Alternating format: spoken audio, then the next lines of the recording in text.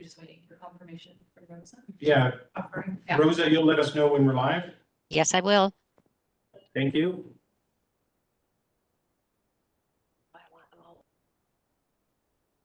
We have somebody that's checking YouTube. Will you open it up? You could open it up on the browser if you would mind. Okay. We are live. All right. Are you ready? We're ready. Good afternoon, everybody. This is Patrick Robbins coming from committee room number 2 at on Ingram Street. I'm with the CBRD chair and the CAO. We're the trio in your screen there. So welcome. Again, I'm Patrick Robbins. I'm the corporate officer. So today's meeting is being conducted, as you can see, electronically due to ongoing technical upgrades to our boardroom. We kindly ask for your patience as we navigate this format. We fortunately or unfortunately had a couple of opportunities to fine tune this, but should it be necessary to continue this format for yet another week, we will of course provide the appropriate updates through our usual communication channels, and it will certainly be noted on the agenda cover page. And as we just got word, please note that this meeting is also being live streamed and recorded so that those that couldn't join us today are able to look back at this meeting. We request that all directors keep your cameras on and your microphones muted unless speaking. So if you wish to speak, please use your raise the hand function on your screen's action bar. So again, on the bottom of your screen, there is a raise your button or raise your hand button you press. We ask you do that. For other participants, those within our public, those that are perhaps going to provide some input, or those joining because there is an item on the agenda, we ask that you keep your microphone and cameras off until invited to speak by the chair. That is just to help us manage the number of people that are in the room. So I see there are a number of people joining us from the public that have their videos on. So again, I'd ask you just to turn your video off. And again, on the bottom taskbar of your screen, you should see a button that says unmute and start video or stop the video. I'd ask that you turn your video off, please.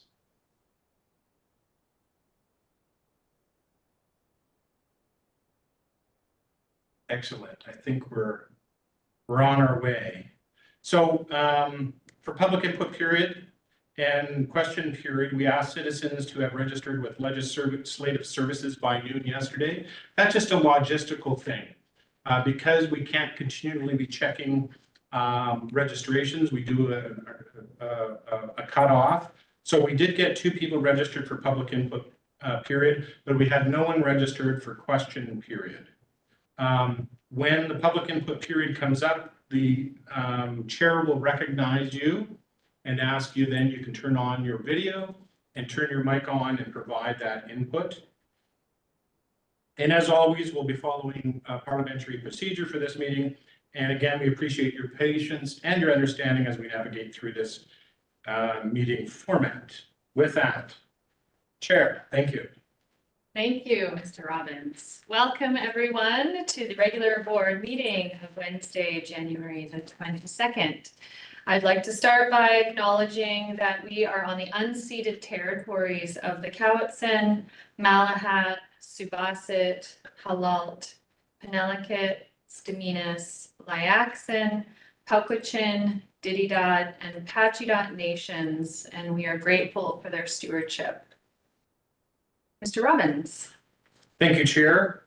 The first order of business is your approval of the agenda. We do wish to add one item just before you begin Section 9 Committee and Commissions reports. Because there's a number of recommendations for budget that you undertook in previous minutes, our CFO would like to do a short presentation. And so if you could add that as a change to your agenda and a motion to adopt as amended. Director Wilson, are you moving it? Yes, and I also have something to add as well, please, Chair. go ahead. Yeah, I think Patrick has already alluded to it. This particular, the agenda that's published there has a number of duplications all the way down, CR3, CR4, R6 is all over the place. So I have a number of things that I'm going to be asking to be pulled. So which one do we go to if there is duplication between CR3, I think, or CR1 and CR3? So as we go through the agenda, we'll start with CR1, and if there's any one of those that anybody wants pulled, we'll pull anything that we need to have additional discussion with. And I Okay. have marked a number of agenda items that we've had emails that people would like to bring up. Good. So we'll be going slow and pull anything as needed as we go. Good, thank you. And Another- my second point is that at public input period, one of the people who is waiting, Mr. Koza, he has been collecting a petition which I have the hard copy of. So the petition that he may refer to, you guys don't have the hard copy, but I do, but there hasn't been time to deliver it to the board. So, Chair, a couple of things with Director Wilson. I'm not aware of any duplications of recommendations under each of the CR items. The CR items are separate meetings you've had. Certainly numbering to keep it organized might be the same, so I'm not aware of that. Okay. Secondly, with regards to petitions, we can't accept a petition, the board can't accept a petition or bring it forward.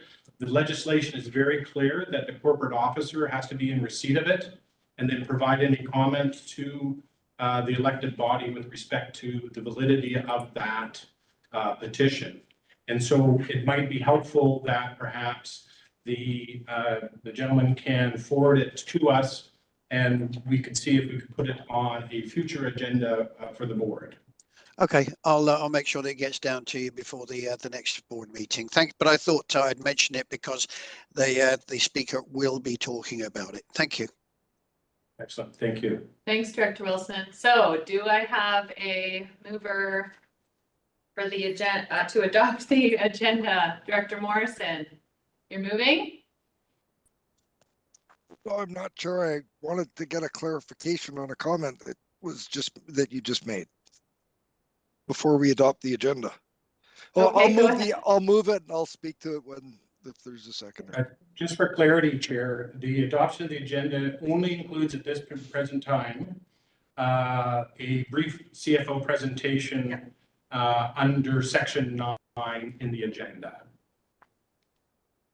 Does that make it clear, Director Morrison? No, that wasn't what I was inquiring about. I was inquiring about the fact that apparently there's been staff and you yourself have been made aware of a number of items that will be pulled.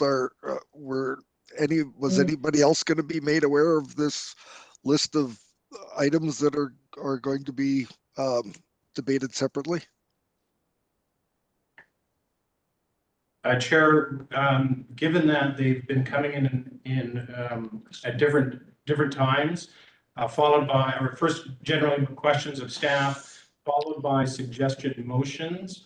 We have not had the opportunity to compile these for your convenience. It is a little, may seem a little unorthodox, but this is only because you have a lot of committee report recommendations with reduced budget. Typically, in our practice has been a recommendation that might be pulled, is then discussed, and we haven't always had the opportunity to distribute those suggested changes, and they are literally done, if you will, on the fly. So our apologies, just unfortunately because of the way we've been receiving these inquiries and the suggested changes by directors, we haven't compiled them for your convenience. Thank you. Okay, so it's been moved. Do I have a seconder? Approval of the agenda. Seconded. Any discussion? Any more? All those in favor? Any opposed? None opposed. Motion carries. Thank you. Thank you, Chair. We're going to go to public input period. And would you like me to provide the preamble or even? Oh, I can do that. Thank you. So the public input period is to offer the public an opportunity to comment on an agenda item before the board considers it.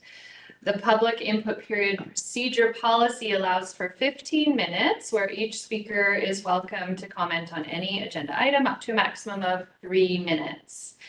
This excludes items that have been or are the subject of a public hearing. Input from our community is very valued and appreciated.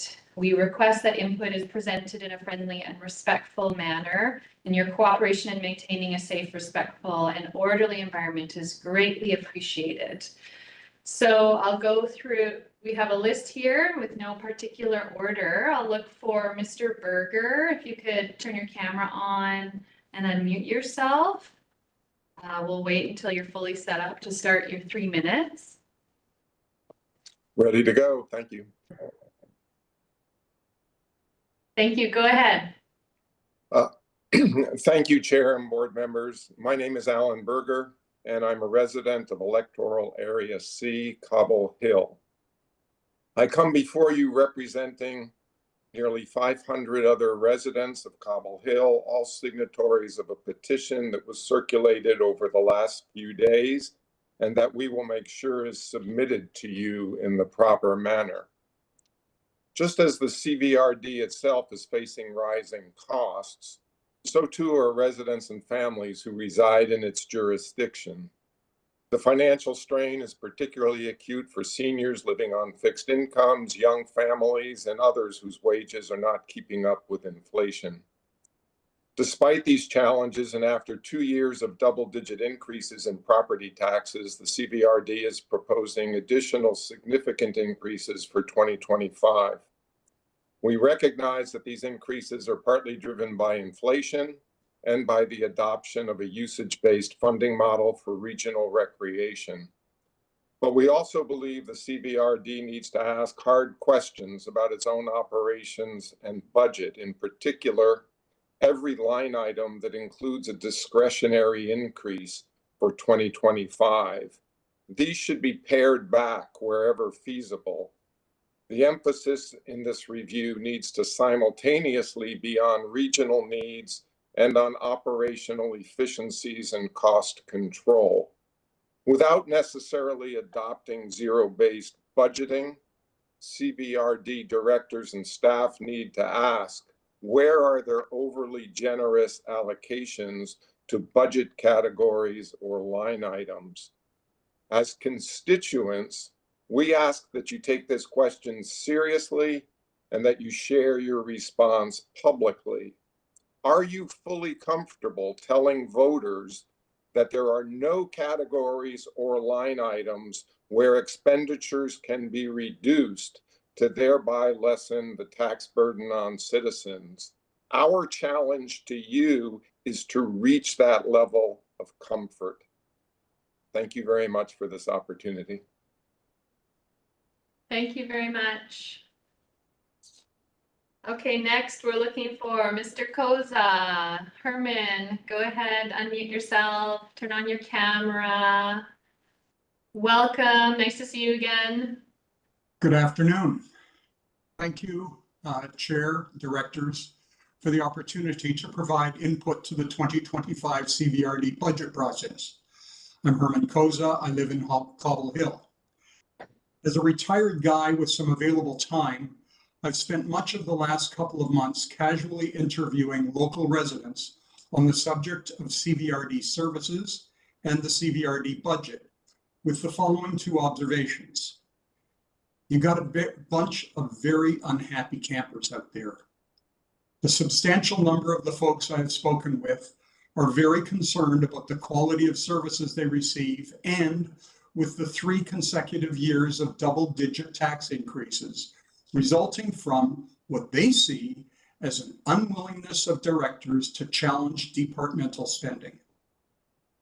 Furthermore, they're particularly unhappy about proposed increases in general government of 17%, transit up 20%, electoral services up 23%, and community parks up a whopping 27%. And they say when they look at the information given to them at the public meetings, there should be more transparency on these big items, not less. So the taxpayers are not in the same position the CVRD is in. Taxpayers have inflexible wages or COLA index pensions. They do not have CVRD's ability to casually spend and put the bills on someone else's Visa card. And the taxpaying voters are wondering if the directors have lost touch with the real world they live in. I thank you. Thank you so much. So I'd ask for any members of the public that just provided input, take the time just to unmute, or sorry, mute and turn your cameras off. Do we know if we have anybody next door to provide input? Would you check that for you, Chair? Nope. Okay, Mr. Robbins. So we're going to move on to item 7, correspondence. Piece of correspondence from Mayor Douglas of the municipality of North Cowichan with regards to support for online accommodation platform, municipal regional district tax revenue. The piece of correspondence for your information. Great, so I know staff are working on this, but I'm wondering if the board would like to officially refer this to staff for follow-up? No, okay. Moving on. We're going to move on to committee commission report. And as we had the preamble, there are a number of reports for you to move through. And the bulk of these were obviously from budget deliberations that took place late last year. But before we actually get to the reports of each of those individual meetings, we're going to turn the floor over to your Chief Financial Officer, Tracy Bowen, who will do a really short presentation on the State of the Union, if you will. Ms. Bowen, happy birthday. We're Just supposed now to share everybody that knows. with everybody. Okay, I will make this quick. These are just some highlights, some overviews, highlights, and kind of comparison requisition between what we presented in December, like where we were sitting in December 12th after all the changes were made, and plus 3 changes that were found between then and now, which I will go over. And they will affect the budget. So today we are going over all the budget changes that have been made at committee and commission meetings for a final approval, so that finance can work their magic in the next 2 weeks and bring it all back on February 12th in a final pull together to let you know what is going to be for the budget bylaw that will come on the 26th. So today is the day that we'll make all the final changes and move forward with everything. And after today, and we know what those changes are going to be, then we can update the CVRD budget website with all the new information. So there were some comparisons with regards to the December 12th to now.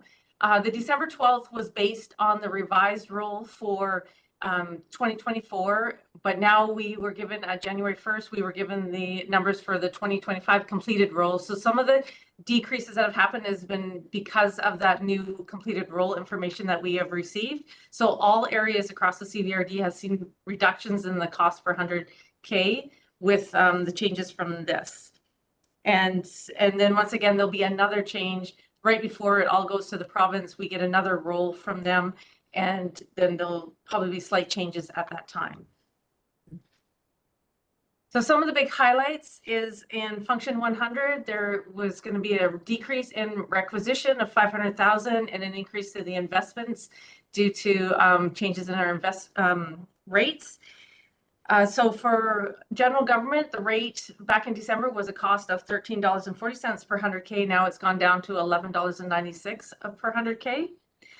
In the costing for function 100, there is the new growth strategy, which makes up the biggest change of function 100, which is 250,000. We did get grants for this one, but there's also wages and stuff that were brought over from function 325 that were brought into 100 to cover for costs to run the regional growth strategy.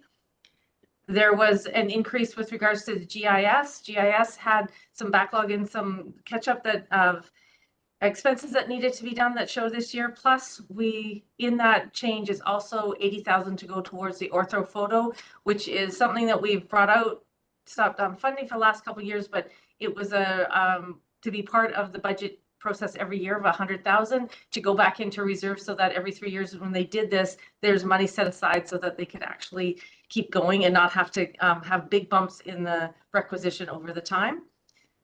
There is also an organizational restructure that will be coming, which will have some staff savings. That is not in today's reports because we're still working on figuring all that is, but there will be a decrease across the board of about 250K across the entire CVRD savings in different areas.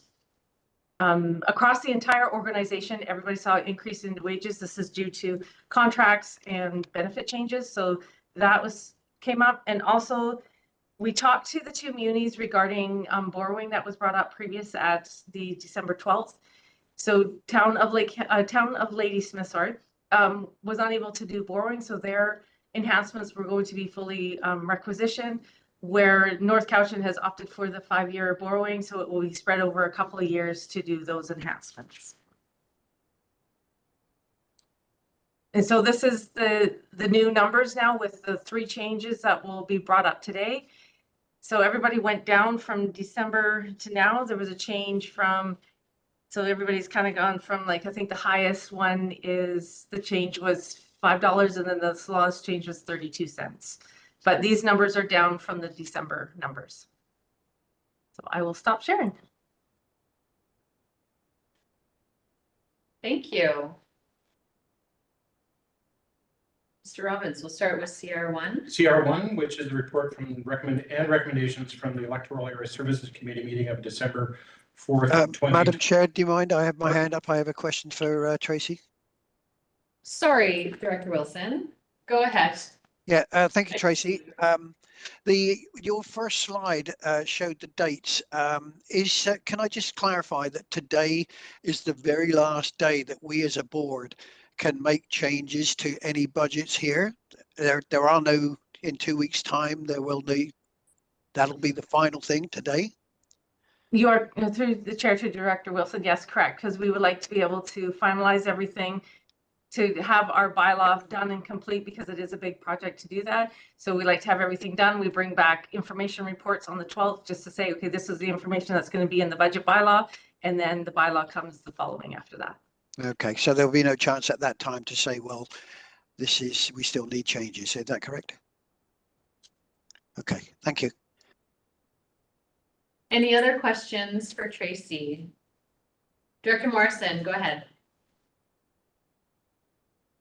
Thank you. I don't want to do a full sort of review, but what I did catch out of there was that there's recent organizational changes that you are still expecting a $250,000 reduction in requisition, and that's not reflected in current numbers, but will be when the next. So we're 250,000 to the good sort of thing right now on that particular item, and that will be reflected in upcoming numbers, but isn't in today's.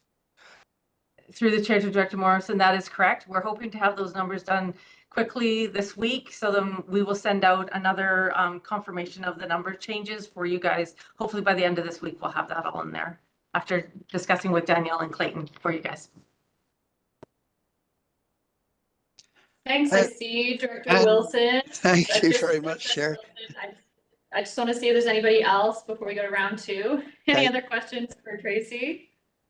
Okay, go ahead, Director Wilson. This is more for Patrick, actually, before we get to CR1, just so that we don't get any procedural problems here. As I mentioned, I have some items that I'd like to pull. Could Patrick give me the heads up as to when I should actually bring that forward, please? Thank you. Yeah, and I've got it noted here as well.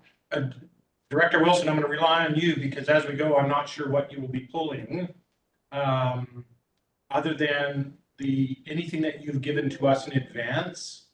So for instance, under CR1, that's from the committee of December 4th. I know that under R4 number 3, there is a change.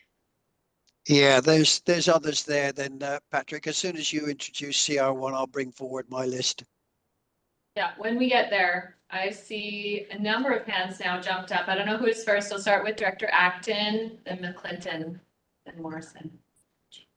Thank you. Sorry, I have an IT question. My computer is saying, it's saying that WebEx would like to record this computer screen and audio. It says grant access to this application in privacy. I've never had to do this. So should I be doing this? It feels a little dubious. No. I wouldn't. No. I'd suggest that you don't need to record anything. No, it says WebEx would like to record it. No. No, Okay. say So no. if I disappear or something, I'll come back. Okay, Thank you. Director McClinton. You're muted, Director McClinton. I did click it, but it didn't go. Thank you. Yeah, I had the feeling to say this after Tracy finished talking. I just wanted to get it out there. First, I will always and forever continue to thank Tracy for all the hard work she does. It's absolutely remarkable. So I just want to make sure that's again out on the record. Thank you. And just really fantastic work to find those sites of savings. I know there's been some pretty hard deliberations with the board. For some of us, it's not enough. For some of us, it's too far, but you know, rough numbers, $750,000 is nothing to sneeze at. I just want to sort of commend the board for all their hard work there. That's it. Point of order. Director Marvin, what's your point? For some reason, I was locked out for the last minute and I could not hear any conversation. It said I had no. It's his internet. Internet. I think it's your internet, Director Martin. Could you bring me just froze a little bit on us.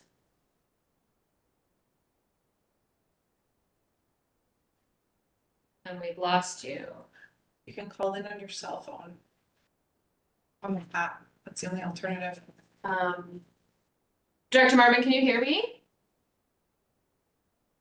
No, I think maybe Danielle, if you can reach out to him. Yeah. Okay. I'll just Might just need his camera off or something. I'll just call him. Okay. Go ahead and continue. Thank you. I'm I'm gonna go to Director Morrison. We'll come back to Director Marvin.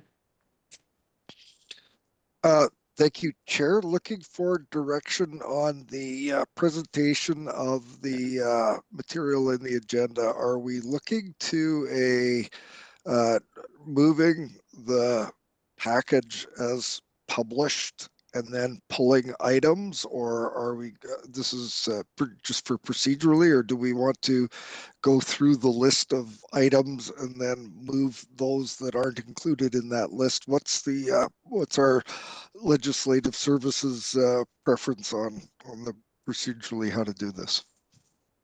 I think we can pull items and then move the rest of the block. That's kind of been our practice. Mr. Robbins? Yeah, and I think they're laid out, Chair, to help you with that. For instance, under CR1, you've got R2, R3, R4, et cetera. So you could look at R2 as a block, pull whatever you'd like to discuss, and then hopefully have an omnibus resolution for R2. When you hit R3, the same, R4, R5, and the same for CR2, CR3, et cetera. Does that work for you, Chair? Okay. Yeah, that splits it up a bit. So are we ready to go to CR1? So we're going to CR1, Director Morrison. And again, if it is convenient for you, then look at block R2,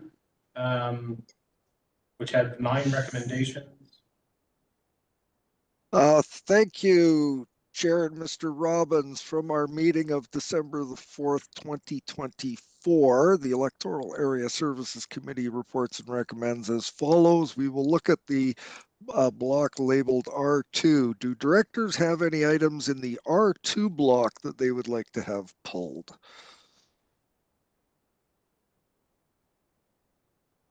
I don't see anybody, Chair. I don't see anyone. I will move R2. We have moved and seconded. Sorry, do you need me to say the names of who's seconding? Yes, please. Yes, okay, so moved by Director Morrison, seconded by Director Abbott. Any discussion on R2? I'll call the question. All those in favor? And any opposed? None opposed, motion carries. Director Morrison. In the block labeled R3, it is numbered 1 through 15. Before I move that, were there any items that directors would want pulled? Director Wilson, go ahead. Thank you, Chair. I would like to pull, please, R311, function 250. 311. Okay. R4, sorry, that's R4 is the next one. We haven't got to that yet, have we? Okay, so R4, Yeah. R3, R11, please.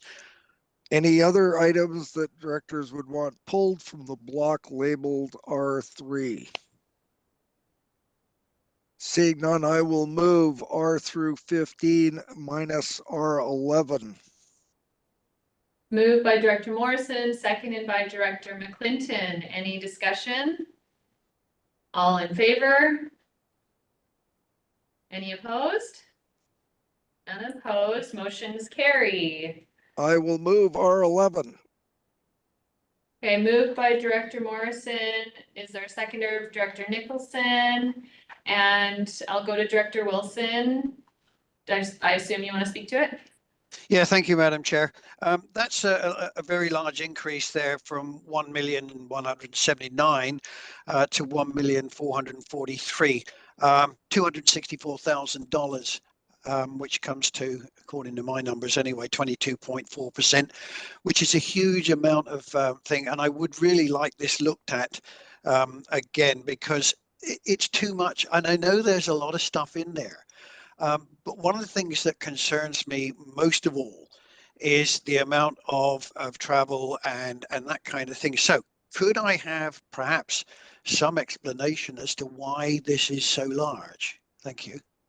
We talked about 250. 250. Yeah, sorry, I'm gonna step out of the room. Is Ms. Bowen still online? Yes, through the chair to Director Wilson. So as stated in the presentation, the biggest increase to function 250 is to do with the GIS allocation. And the GIS has been split 20% by function 100, 80% by function 250, because that is the function that pays from all the electoral areas into the function. And the biggest part is because there's 80,000 in there for the orthophoto program, where we put money into reserves every single year. And then that way they use that money out of the reserve every 3 years to do the photos without having to do big fluctuations every year with regards to the requisition. And also with GIS, there was some changes with regards to some programming and stuff that hadn't been increased in previous budgets, and then it got caught up this year. So that is another reason for the increase. Thank you, Ms. Bowen. I have Ms. Miles Wilson that would also like to comment. Okay, Yeah, and then so I'll come back on that as well, please. Thank you, Chair. So regarding alluding to the comments that Ms. Bowen had just made about the GIS increase for function 250, we are on, our staff are recommending that we stay on the cycle for doing the orthophotos, particularly because you have provided instruction to proceed with RGS as well. So we do not want our having to become out of date, and it is something that informs all aspects of land use at the CVRD, and having that information up to date is critically important for bylaw enforcement as well as the land use service decision making, in addition to other services within the organization. So it keeps us up to date and modern in that respect. And so I wouldn't recommend altering funding to that service, considering the other direction for projects that you've given us already. Thank you. Thank you, Director Wilson, you follow up? Yes, please. Yeah, I have no problem with GIS and also photo at all. That's one of those things that I do honestly feel is an absolute essential. And let's assume then that comes to about 100K. That still leaves 164K of increases on that. What was the other part that drove that right up as well, please, Tracy?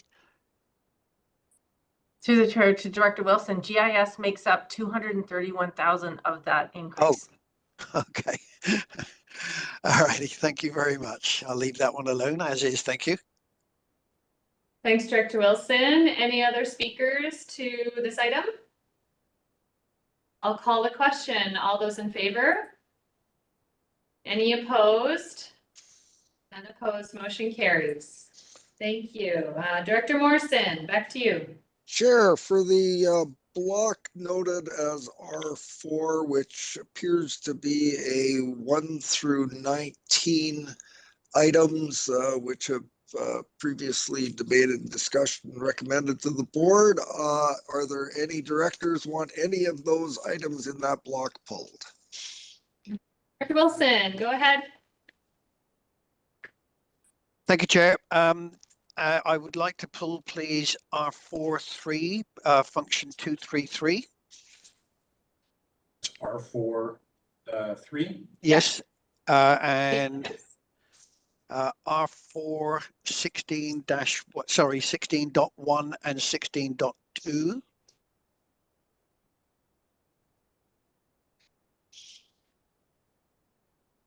Any others? Let's have a look here. I think this next one will be an R5. Let me just check here. Yes. No, hang on a second. I'm sorry about this. I've got my notes here. Yeah, sorry, R410. R410. Yeah. 279. Yes.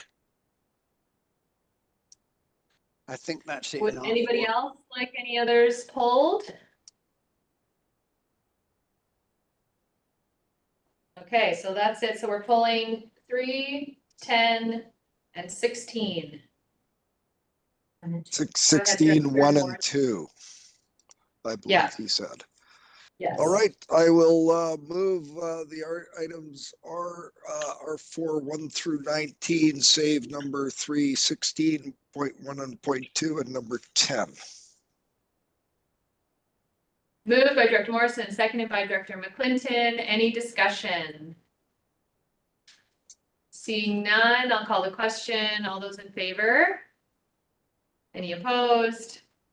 None opposed. Motion carries. Director I Morrison. Put number 3 on the table. I would move such.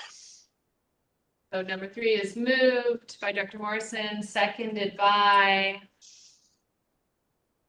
anybody? Director Acton, thank you. And I see Director Wilson. Go ahead. Thank you, Madam Chair. Thank you, Chair. This one in particular, I did get some new figures with the reduction from finance after consultation with Parks.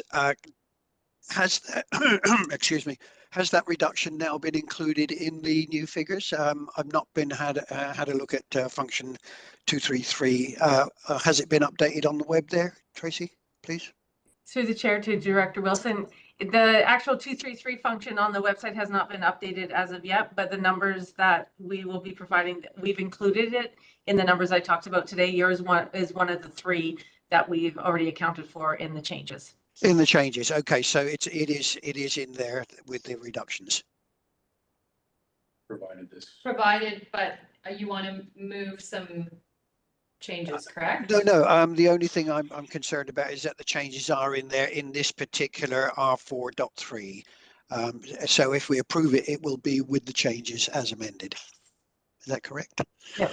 So through the chair to Director Wilson, the email that we sent you with the recommendation, you have to bring that forward today so that we can change what that is, because that is from the 4th of December, and then Okay. your changes, that recommendation. Okay. All right. I don't have that email in front of me right now. So Director Wilson, we have that here. Yeah. I can read it for you. if you would, please. Okay, so the recommendation is that it be recommended to the board that the 2025 draft budget for function 233 Community Parks Area C, Cobble Hill Common Amphitheater be changed by 1, reducing requisition by $34,919. 2, reducing debt repayment, interest by $6,000. 3, reducing debt repayment principal by $23,404. 4, reducing contract for services by $1,840. 5, reducing repairs and maintenance by $2,100. And 6, reducing utilities by $1,575. Brilliant. Thank you very much, Chair. I move that. Okay, so this is an amendment to number 3, correct, Mr. Robbins? Because you haven't moved number 3, that would be. Yeah, we did. Yeah. We did. You did. Yeah, number 3 is on the table. That would be an amendment, yes, sorry. Okay, so, And I moved can by speak- Director Wilson. Is there a seconder? Seconded by Director McClinton. Any discussion on the amendment? I can speak to it if Director- anybody needs Yep. expansion. Do you want to just say a quick note? Very quickly, yeah, this a lot of this was because there were items included that were for a full year, the whole of 2025, whereas construction and approval has not yet been made. The construction and RFPs, etc., probably won't be ready till September.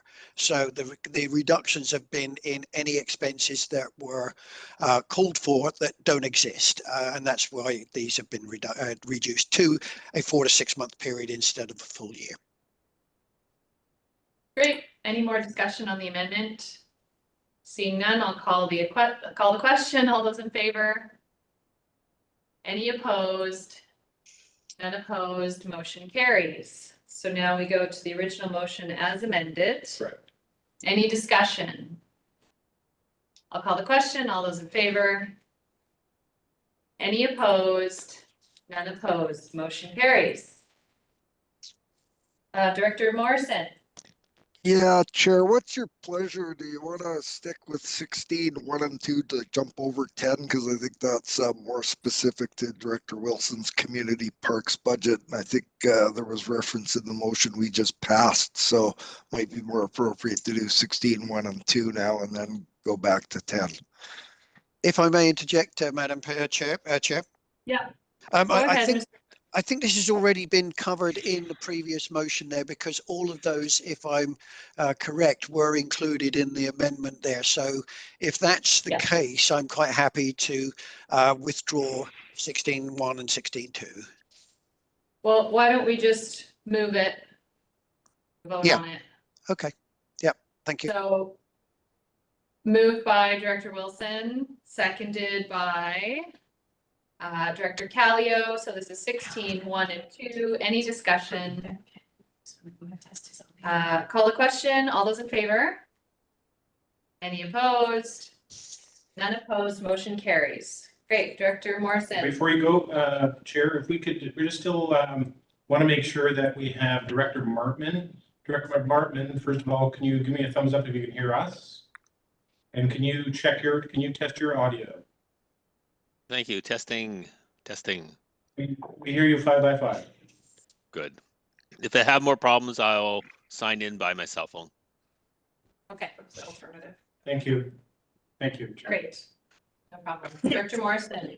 Yeah, unless there's somebody got a motion in the can that we don't want to go through the amendment thing, I would move number 10.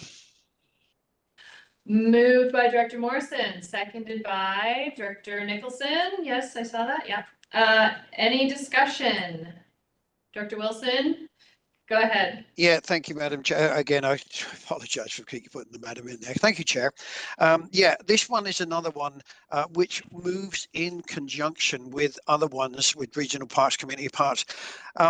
There is an increase here on this particular 279 of 96,000, nearly 97,000, which again is about 8%.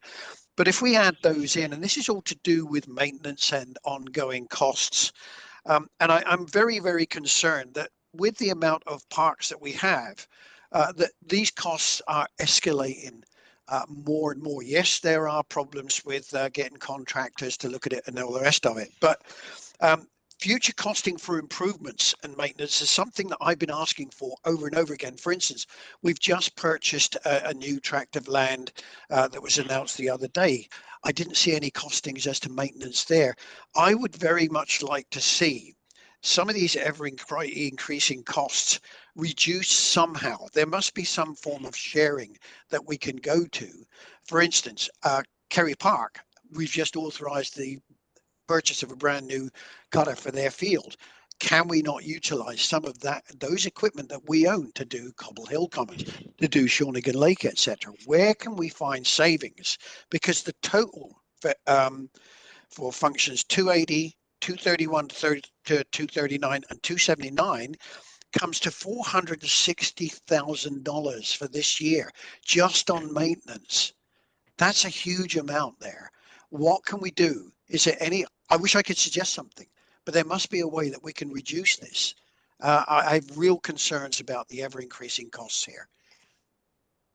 Thanks. Who is it? Darcy's on Darcy. We have Mr. Mooney online. You can speak to this. Yes, thanks, Chair, through to the Director. Yeah, as was identified by Director Wilson and discussed at previous meetings, I think the board is aware that in the past, and I guess to reiterate that parks maintenance processes are done through contracted services. And so the sharing of equipment with CVRD, purchased, mowers and things just at the moment is, we don't have the synergies and the ability to do that. And as was previously discussed with the board, the last time we went out to procurement for parks related maintenance services, we received one compliant submission, which we advanced to. And we've received excellent service from the provider. We do recognize that currently there's a limited amount of contractors that are in the position of providing the service. We did move through a contract extension very recently that did come with some increases. Staff are certainly aware of the risk and the limitations there, notwithstanding, again, the quality of work and workmanship by this particular provider, and have committed to exploring alternative service delivery models, and vetting that through a third party, which we do intend to explore that through the course of 2025 and bring back a report to the board when that information becomes available. Thank you. Director Wilson, do you have a follow-up? Yes, thank you. Thank you, Darcy. That's good to see that we are looking very carefully at that. And this, it ties in to a certain extent with one of the ones that's coming forward in R6 later on, with Stony Hill Regional Park, where there is a request for additional funds. And this is what concerns me, the additional funds that are asked for after a purchase, because again, it's not been part of the original plan, which said, okay, we're going to buy this piece of land. Lovely, let's get on and do it. It's no different to buying a car or a house. There are additional costs every year. None of that is being brought forward to us when we go to purchasing land. We need, and I've said it before, I'll keep on saying it, if land comes to us if we're going to purchase it, I need to see those plans. What's it going to cost me for the next 5 years? Not me, everybody. But in this particular case, thank you, Mr. Mooney, for looking into this. It's something I think which does need some serious consideration to try and bring these costs down. Thank you. Thank you, Director Wilson. Director Istash. Thank you, Chair.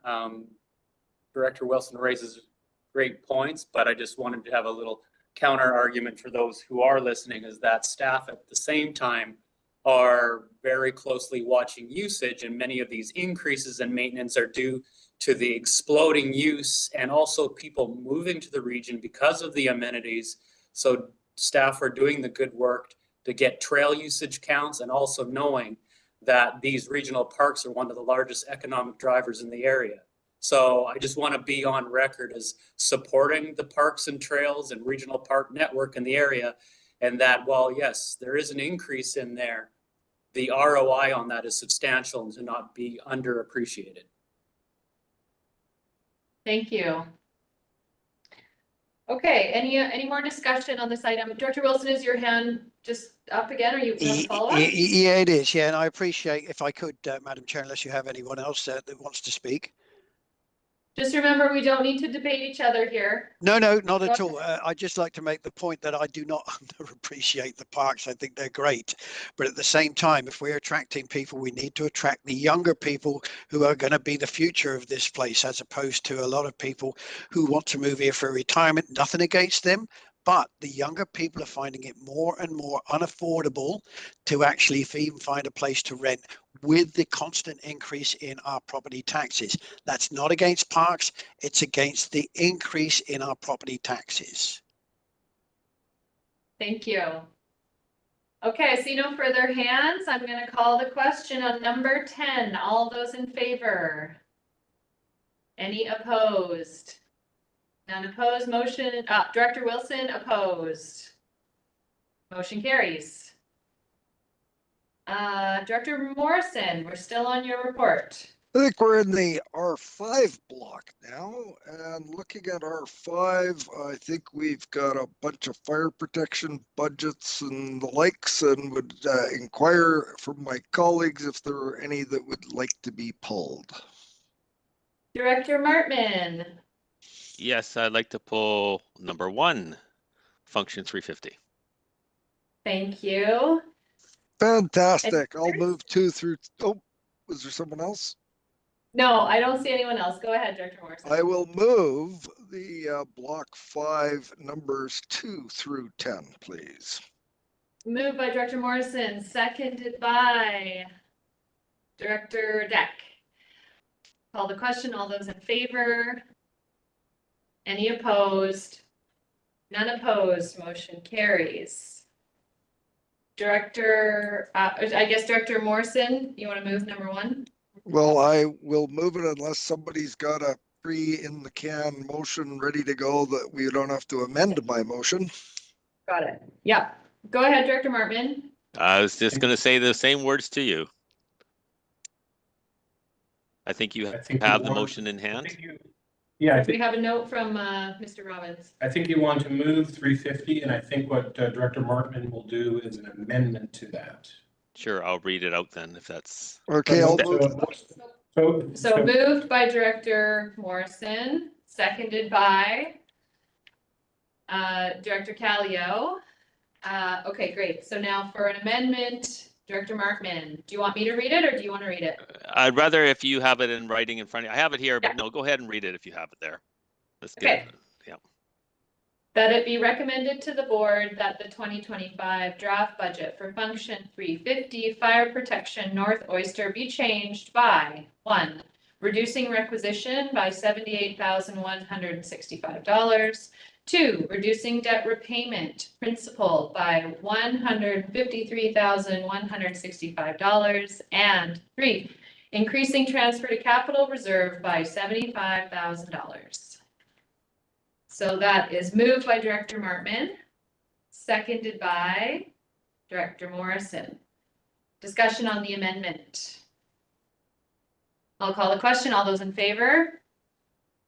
Any opposed? None opposed. Motion carries. To the original motion as amended.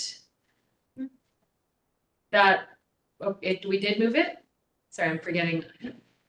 We did move it. It's been, no? Yes. No, we didn't. That was the original motion. And it was moved by Director Morrison and seconded by Director Callio, I thought. Thank you. Yes. Oh, yes, you're right. thank you. Okay. Already needing reminders. The main motion was. Main motion as amended. Main motion as amended. Any discussion? All those in favor? Any opposed? None opposed. Motion carries. Director Morrison. R6, we've got 3 items, 1, 2, and 3. Anyone want any of those pulled?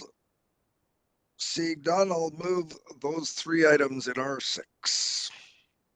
Moved by Director Morrison, seconded by Director Nicholson. Any discussion?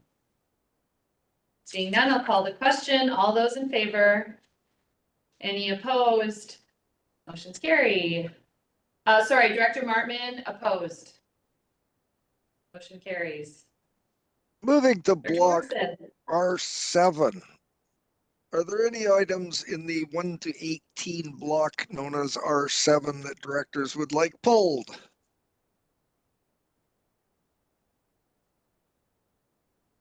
Seeing none, I'll move those items. Moved by Director Morrison, seconded by Director Abbott. Any discussion? Call the question. All those in favor? Any opposed? None opposed. Motion carried. Director Moving Morrison. to R8, it looks like we have 1 through, we have 1, 2, 4, and 5, it looks like. And would anyone like any of those 4 pulled? Seeing no one, I would move in block R8, numbers 1, 2, 4, and 5. Moved by Director Morrison, seconded by Director Nicholson. All those in favor? Any opposed? None opposed. Director Nicholson opposed? No, none opposed. Motion's carried. Director Morrison. Into R9, a bunch of water and sewer systems and the likes that are numbered 1 through 27. Are there any directors want any of those items pulled for separate debate and discussion?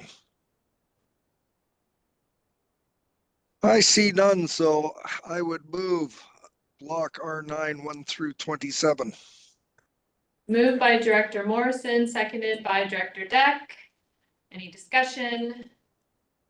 Seeing none, all those in favor? Any opposed? Motion's carried. Into R10, we have a number of items 1 through 9, drainage and the likes. Anybody want any of those items pulled?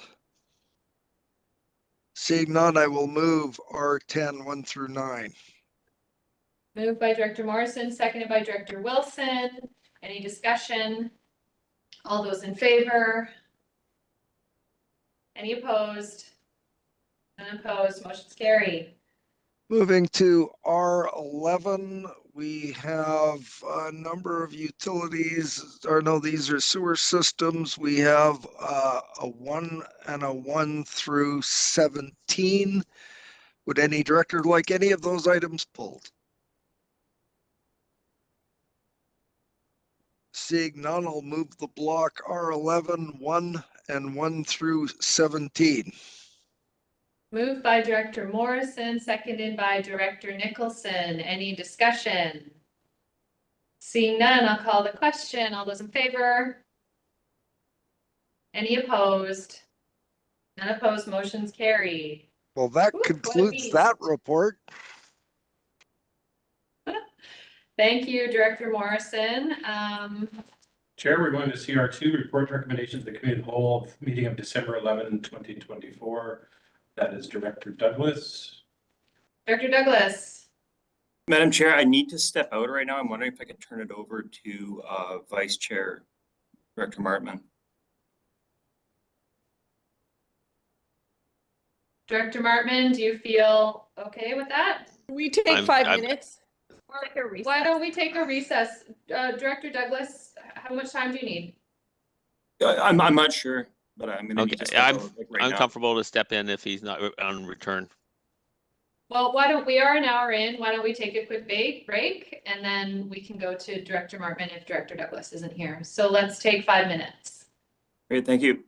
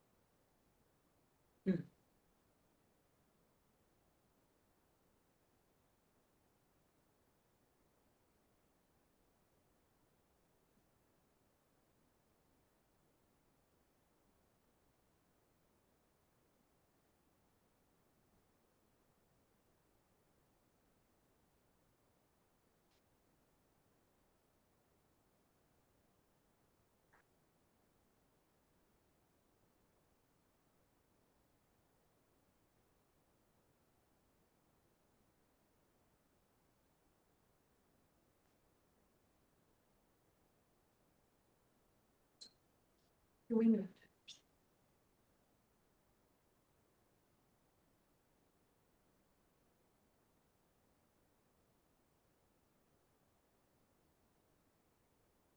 Still buffering, Rosa? We are still buffering. We are live. Excellent, thank you. Okay. I don't fully understand that. Okay. We are moving on to committee report number 2. Correct? Yes, CR2 is the whole meeting of December 11th, 2024. With Director Martman. Thank you, Chair, and your Committee of the Whole report for December the 11th. To the directors of the board and yourself, the Committee of the Whole reports and recommends on December 11th, 2024, R1 items 1 through 3. So those are moved by Director Martman, seconded by Director Duncan. Any discussion on the motion? We're talking about CR2, sorry? We're on, CR2. yes, CR2. So there's, okay. And then you'll have the actual motion. Director Nicholson? Director Nicholson with your hand up. Yeah, go ahead, Director Nicholson. Yes, it was. So when we discuss the staff, we're going to provide some rewording of the one about private managed forest land. When does that happen? Yeah, I feel like that's later because this is from the Committee of the Whole in December 11th, where we're just asking staff to create these. And so there is a report under CR6, which is the Committee of the Whole from today, where you discuss those actual AVICC resolutions and the change that were discussed will be brought forward then. CR6, we'll talk about that. Clear as mud. Any discussion on these 1 through 3? R1. I'll call the question. All those in favor? Any opposed? None opposed, motion's carried. Director, or do I go to Mr. Robbins first? CR3. We're going to do CR3, the report from the Special Committee of the Whole meeting of December 12, 2024. Before you go to that, and again, I'd suggest Director Martin, you lead us on this. Just go by blocks. I realize that R2 and R3 are just one-liners, but I want to bring to your attention, there are two that look very similar. There's the first R5 that has 1 through 10, and the second R5 that has 7 through 14. The first block R5 is complete. The second block R5 is not, and so that is redundant. And just so then, Director Martin, when you get to those, just we'll remind you that there's just the one R5 that is correct. The other one is just a duplicate. And then there is another R5, number 7. There still is an R5 number 7 as well, which is correct. And just to continue to clarify, if you don't, for point of order, you have about it looks like 6 R6s. Correct. Okay. And what these do is these all follow the previous reports from those committees, and that's how they're numbered so that you can reference back and forth between each of the meetings. And so when you see all those R6, for instance, those are all the motions that came out of that particular report. And so that's why they refer to R6 and then a sub number. Does that, I'm not sure if I'm explaining that well enough. So they'll have to be read out and not referenced in number. Correct. As we go through them. Yes. Okay. So it's probably easier that they be read out for clarity. Thank you. So be it. So and thank you. And Chair, just in case if I do have internet issues, I will expect you will just take it over and I'll phone in and you'll just continue. Sounds good. Okay, we have a plan. All right, your committee of the whole report for December the 12th. Reports and recommends on December 12th. We'll have R2, and I guess we'll just go one at a time. R2 is moved. Moved by Director Martin, seconded by Director Abbott. Any discussion? Seeing none, I'll call Director Wilson. Yeah, thank you, Chair. Just as a matter of clarity on this particular one, I have no problem with it. I'd just like to, if you would, let the public know who are listening or may tune in later that this public transit CR, hang on a second, we are CR2 at the moment, are we not? Sorry. We are CR3, R2. Yeah, R2 and R3, yeah. That this is something which we have very little control over and which to me is an essential service as well. So although the rises are fairly substantial, it's something which we have very little control over. Is that a correct assumption? I would look to Mr. John Elzinga, who should be online to speak to that. And then for members of the public who may be listening, also just to note that on our budget page, each function is listed by number, and commuter transit would be 106. So there's a definition there about the scope of the service. But Mr. Elzinga, do you mind making a comment on that point? I certainly don't mind making a comment. Mr. Wakeham, I believe, is online as well, so I will introduce a couple of concepts, but Mr. Wakeham may add to it. My understanding, one of the significant cost drivers behind the transit increase this year is a removal of provincial funding from the COVID-19 pandemic. So the provincial government provided some additional grant funding for a number of years, and that grant funding is no longer available to the CBRD. But I would turn to Mr. Wakeham if he had anything else to add. Thank you, Mr. Elzinga. It is Jim Wakeham here, and you're accurate on that, John. The challenge for both 106 and 107 is the reduced funding by the province on the BC Restart funding, and the other main two issues are the increased annual cost with BC Transit that they negotiate with the operating company. There's some other items that also include some expansions. We have an expansion for 106 for Sunday service to commence, as well as in function 107. There's also 3 expansions that we're hoping the province will let us know in early March if they're approved, and that's the custom service, conventional service connected to the NCX to Nanaimo, and also 400 hours for Route 7X to Cowichan Lake. Those ones are also included as expenses in our 2025 budget. Thank you very much. That's all I was looking for. Thank you, folks. Any more discussion on R2? Seeing none, I'll call the question. All those in favor? Any opposed? None opposed, motion carries. Director Martman. Thank you, Chair, and I would move R3. Moved by Director Martman, seconded by Director Nicholson. Any discussion? All those in favor? Any opposed? None opposed, motion carries. Director Martman. Thank you, Chair. And now we have R4 with a number of items. So I would ask if anybody wants any items pulled.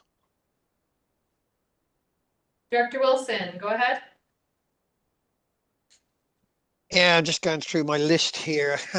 Let's see if there's any. This is R4, 1 through 12. Let's have a look here. CR3, yeah.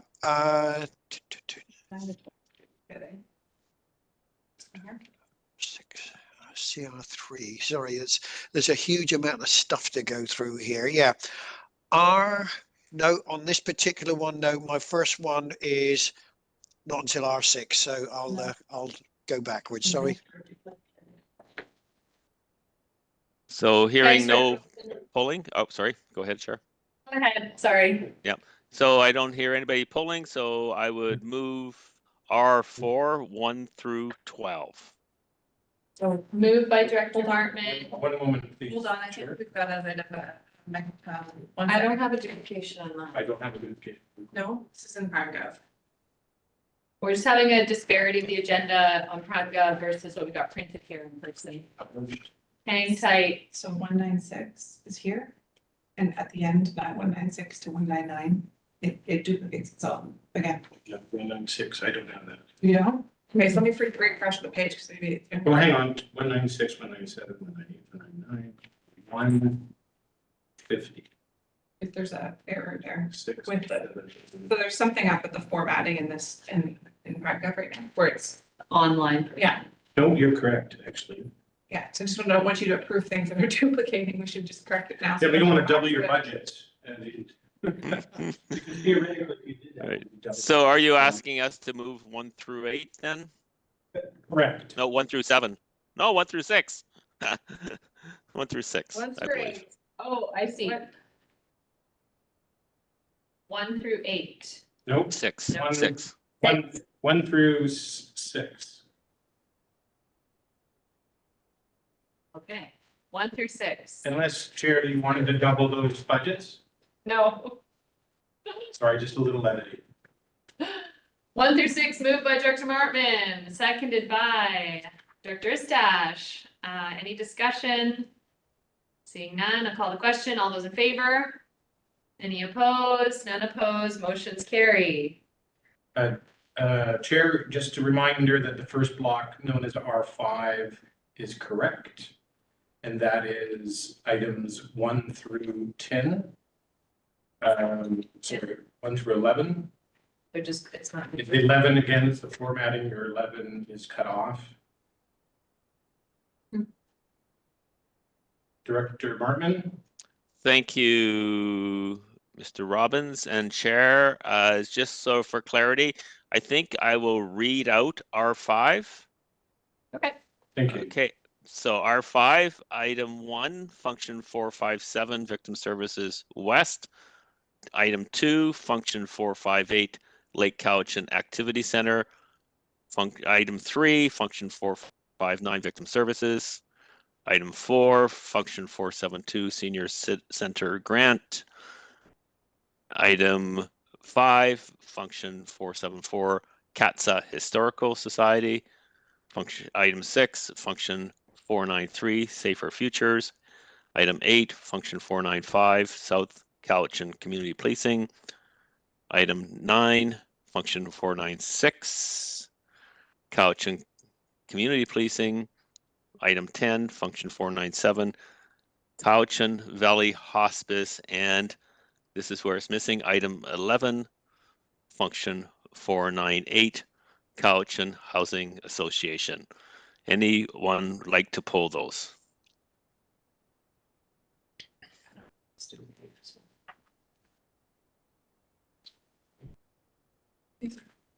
I don't see anyone wanting to pull anything, so are you moving those, Director Martman? I would therefore move them. Thank you, Chair. Seconded by Director Abbott. Any discussion on these ones? Seeing none, I'll call the question. All those in favor? Any opposed? None opposed, motion's carried. And a reminder, Chair, the next block, as known as R5, is not necessary. You've just passed those. Yep.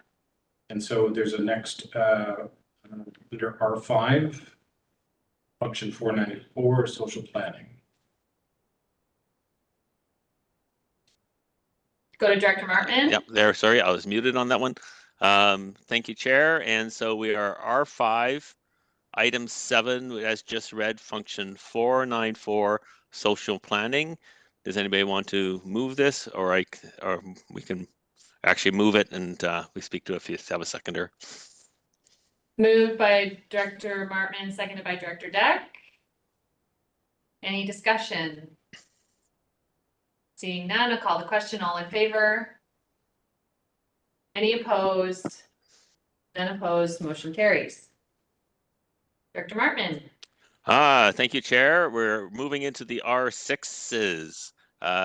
So we have items 2, 3, 4, 6, 8, 10, 11, 12, 13, 15, and 16. So that's not exactly numerically in order, but anyone like one of those pulled?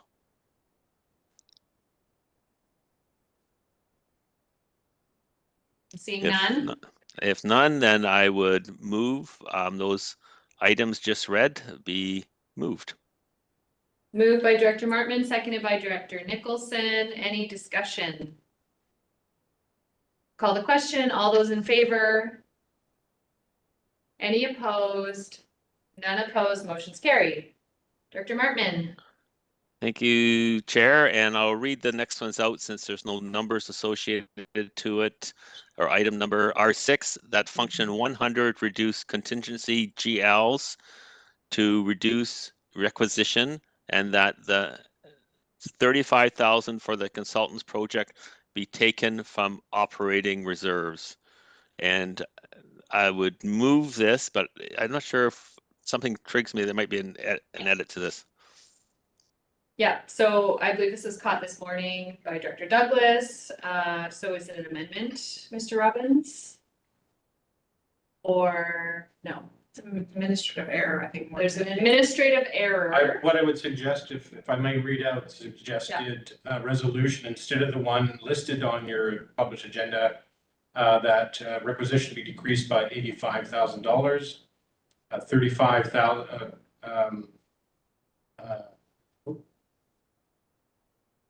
Here now. No, go ahead if you got to. I have it as reduced requisition at 85,000, reduced contingency at 50,000, change the funding to operational reserves for our finance officer. So moved. Moved by Director Martman, seconded by anybody? Director Morrison? Any discussion on this one? Seeing none, I'll call the question. All in favor? Any opposed? None opposed. Motion carries. So that was, we didn't amend it. That was a new motion. Correct. I just wanted to check in with Ms. Bowen, where I know she has something to introduce here. When do you want to do that? I will look to legislative services because I'm thinking that don't they have to bring this one up first, because it would be the very next item that Director Martman's going to bring up that we would make the amendment on. Okay.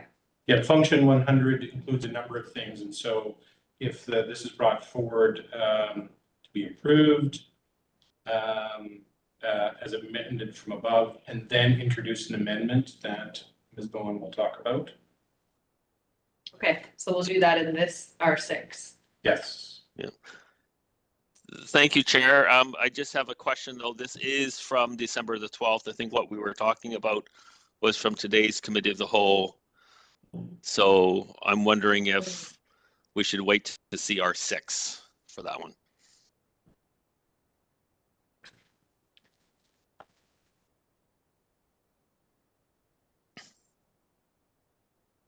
Have a look at CR6. Find my notes. So many of them. We will CR6.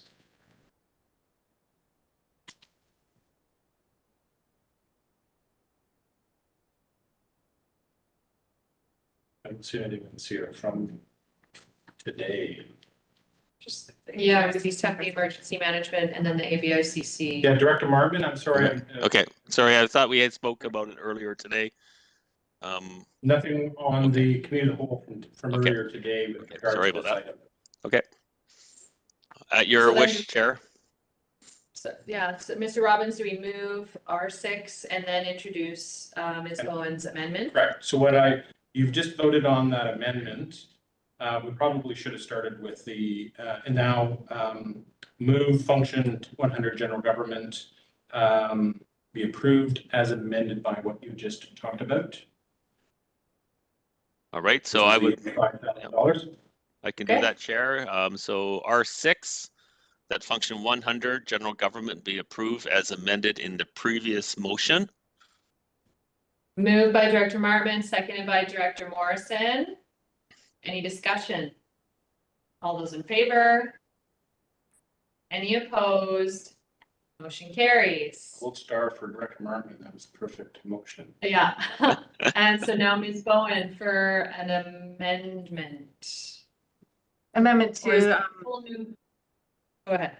Yeah, so that be recommended to the board that the 2025 draft budget for function 100 general government be changed by reducing requisition by 500,000 and increasing interest income by 500,000.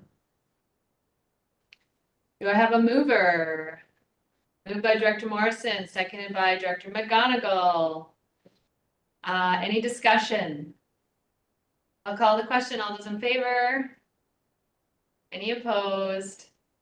None opposed. Motion carries. We love these kinds of motions. Thank you, Ms. Bowen. Director Martman, back to you.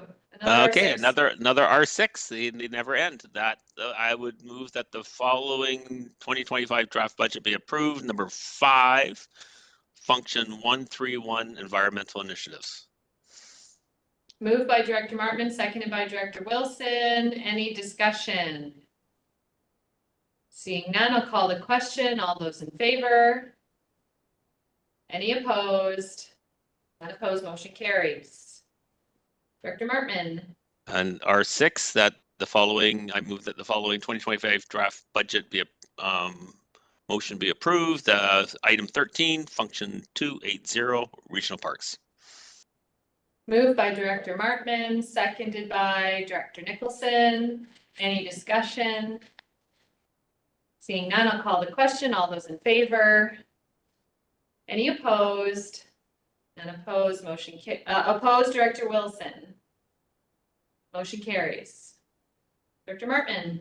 And then R6, that the following 2025 draft budget be moved for item 9, function 285, regional parkland acquisition. Moved by Director Martman, seconded by Director Deck. I'm going to go to Director McGonigal first. Thank you, Chair. As sent by email by myself, I would recommend to the board that the 2025 draft budget for function 285 regional parkland acquisition be changed by 1, decrease requisition by $458,000, and 2, decrease transfer to capital reserve by $458,000. So that is an amendment. You are moving that, seconded by Director McClinton. Discussion on the amendment. Do you want to say anything, Director McGonigal? If I may, thank you very much. As ahead. we heard in the public input, I think it's imperative that we look at every opportunity possible to look at significant decreases in today's budget discussions. When we look at the 3rd year of the regional recreation implementation, the significant impacts throughout the region on that. When we look at other aspects within our budget that have seen significant increases, 3-stream coming on to electoral areas, these are significant increases on an already archaic property tax system. Without another source of revenue, this is unsustainable. So if we are seriously looking at decreasing, as we look here, we're only transferring to capital reserves for future investments. This would be an opportunity for a significant decrease. Thank you. Thank you, Director McGonigal. I'll go to Director Wilson. Thank you, Chair. We're often reminded that to avoid repetition of things that have already been said, and in most cases that holds true. But in some cases, there are times when repetition is necessary in order to emphasize points made to members of this board. And it is in that spirit of emphasis that I have no regrets in plagiarizing from others or repeating myself. Recently, a comment was made at this table that was along the lines of, it is a fact of life that local government taxes will go up every year. Absolutely. I totally agree. And I have no argument. And there are some aspects that this board has no control over. But does local government taxation have to go up many percentage points above the cost of living? We are the first line of defense here. And if we go to what Premier Eby said, he's trying to bring down costs for ordinary families as well. And I won't go into what he said, but what he's saying is that we need to look after the people that are hurt. And at a recent meeting, one of the directors said, in today's economy, every dollar counts. There are some people where even a few dollars makes the biggest difference in their decisions every month. That one hit home hard with me. And I'll say it again, there are some people where even a few dollars makes the biggest difference in their decisions for a month. We have it in our power to reduce some of those costs to those people who most deserve a break. We've had 4 years of large rises. We need a period of stability here, financial stability for those who most need it. And that's what Director McGonigal is bringing forward here, a bit of financial security. I'm not saying we don't need more regional parks. Perhaps we do, but perhaps this is not the time to keep putting money away there. We've just bought another parkland there. There are more costs, additional costs coming forward for Stony Park. I'm asking the directors, let's have some stability here. Support this if you can, and please think about what we need to do for the residents out there who need our help and our expertise in keeping their costs down. Thank you. Thank you, Director Wilson. I'll go to Director Deck.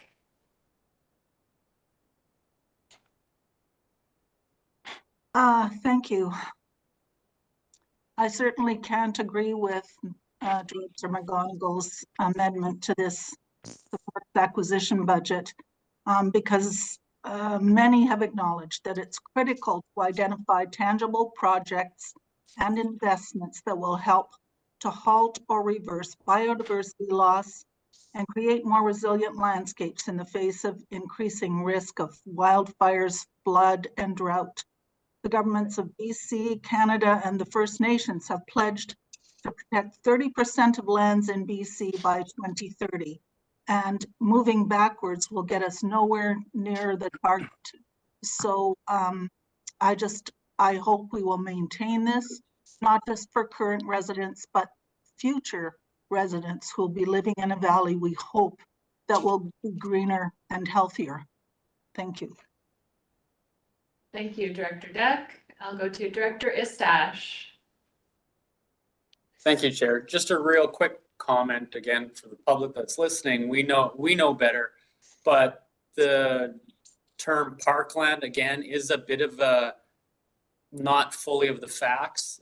It's more, again, it's also riparian area, ecological, land conservation, and putting together contiguity and watersheds for ecological protection. And many of those cases in those areas, there is no parkland maintenance or extra costs. So while very valid on the director's points on looking for cost recovery, I just want to make it clear that same thing I said last year, it's not just parkland, it's also watershed contiguity, forest, ecological, and biodiversity protection within the CBRD. And I'll say it again, like I did last year, I would hope down the road, and maybe it's something that I have to make a motion, that we actually rename this function so it's more representative of what it's actually accomplishing. Thank you. Thank you. I have Director Nicholson, then Acton, then Director McGonigal for round 2. Go ahead, Director Nicholson. Thank you. I'll be voting against this. Parkland acquisition is one of the most important things that we can do as a local government for investing in the future, both from the perspective of recreation, which we know is incredibly important to our community, and for ecological integrity. I would like to remind you that last term, at the beginning of the term, we went down to 0, I believe, in parkland acquisition.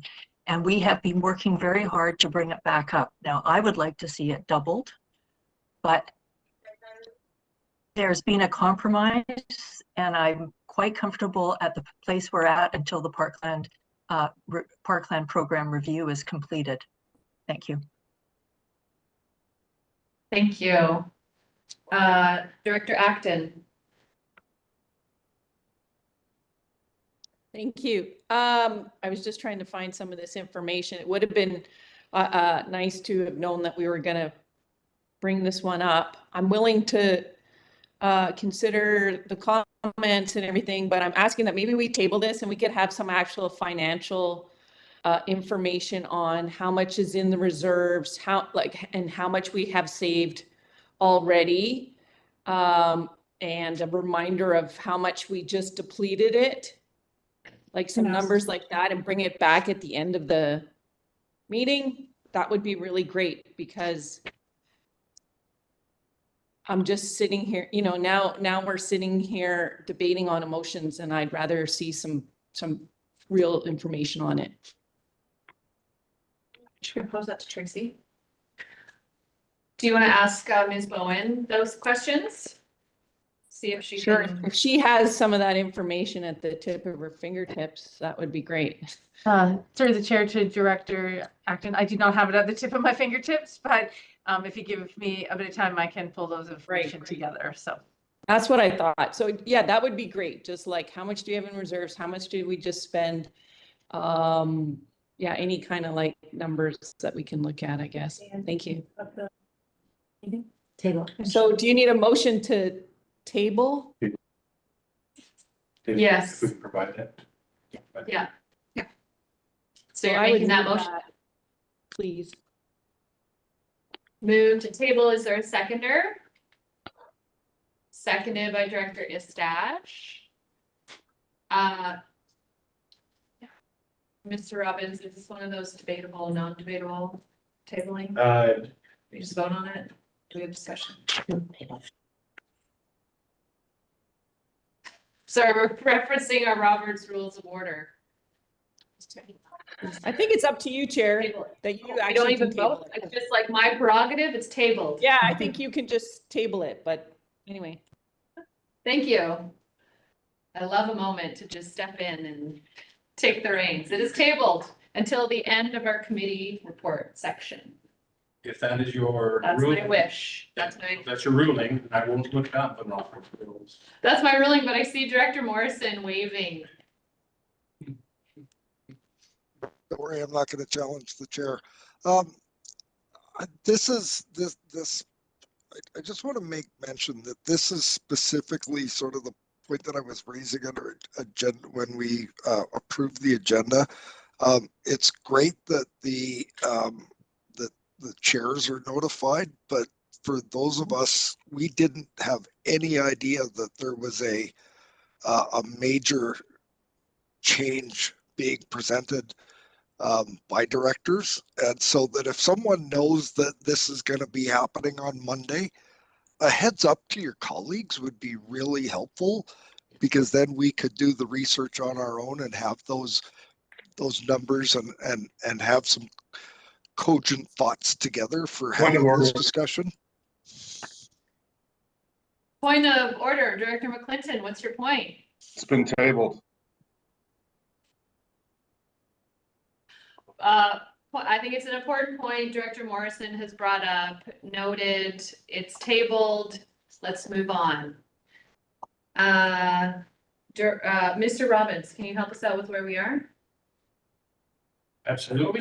We're still on a endless report from Director Martin. So one of the R6s, function 285, you've just tabled, you're moving on to R6, function 532. I would move, Chair, item 14, function 532, drinking water and watershed protection. Moved by Director Martman, seconded by Director Istash. Director Deck, you have your hand up. Did you want to speak to this? No, I just seconded. Okay, thank you. Your little virtual hand is also up. Any discussion on this one? Seeing none, I'll call the question. All in favor? Any opposed? None opposed. Motion carries. Director Martman. Thank you. On with R6, that the following 2025 service enhancement and capital asset investment requests be approved. I would move, or actually I would ask if anyone has anything to pull from item 18, 23, 25, 26, 29, 30, 31, 32, 33.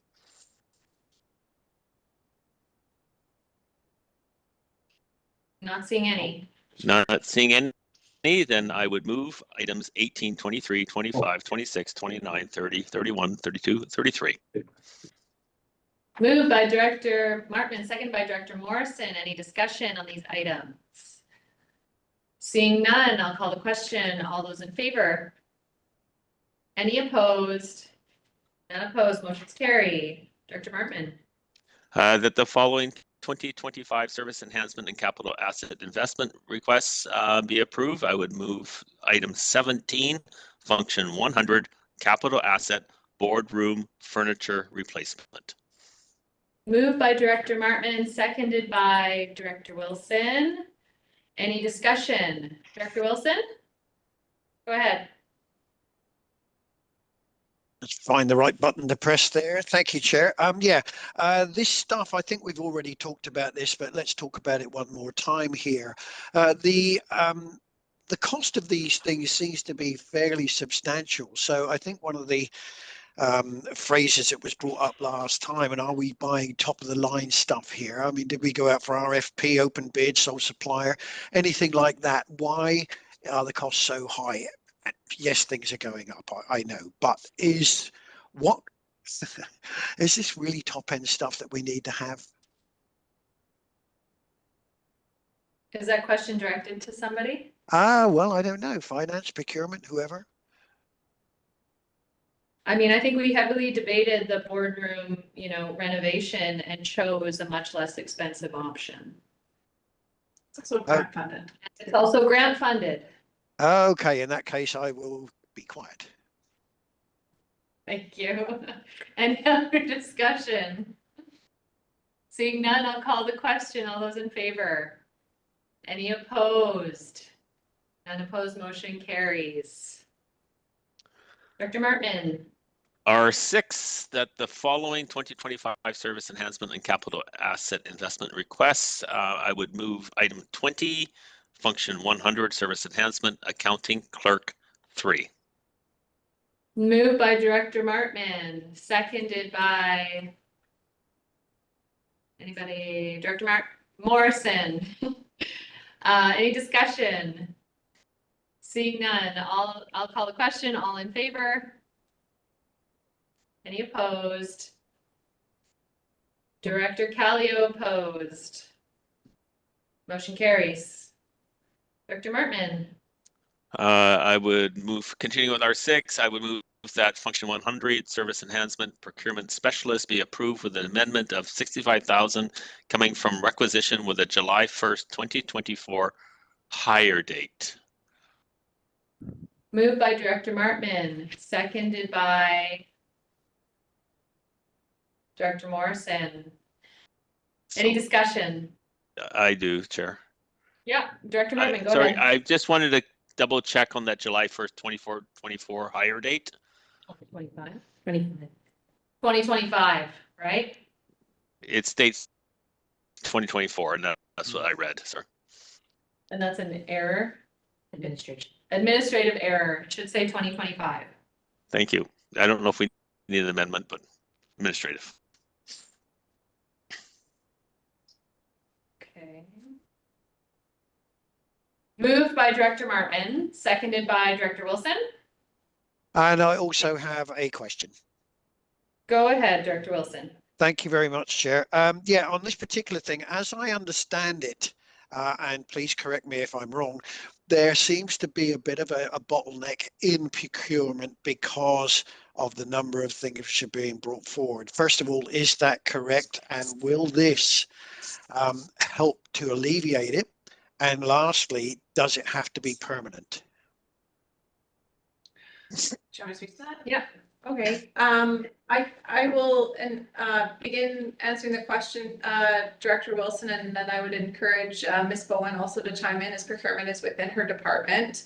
But I will remind the directors that in bringing on new services to the organization, such as 3 Streams, such as a new water utility and regional recreation as well, we're creating kind of a loading on the organization, which is causing further need for corporate services, including procurement, including things like HR within the organization. And so at committee, when these items were debated at first, we articulated that with additional services comes additional need to manage procurement projects. And so this position is meant to take on additional workload that's been created.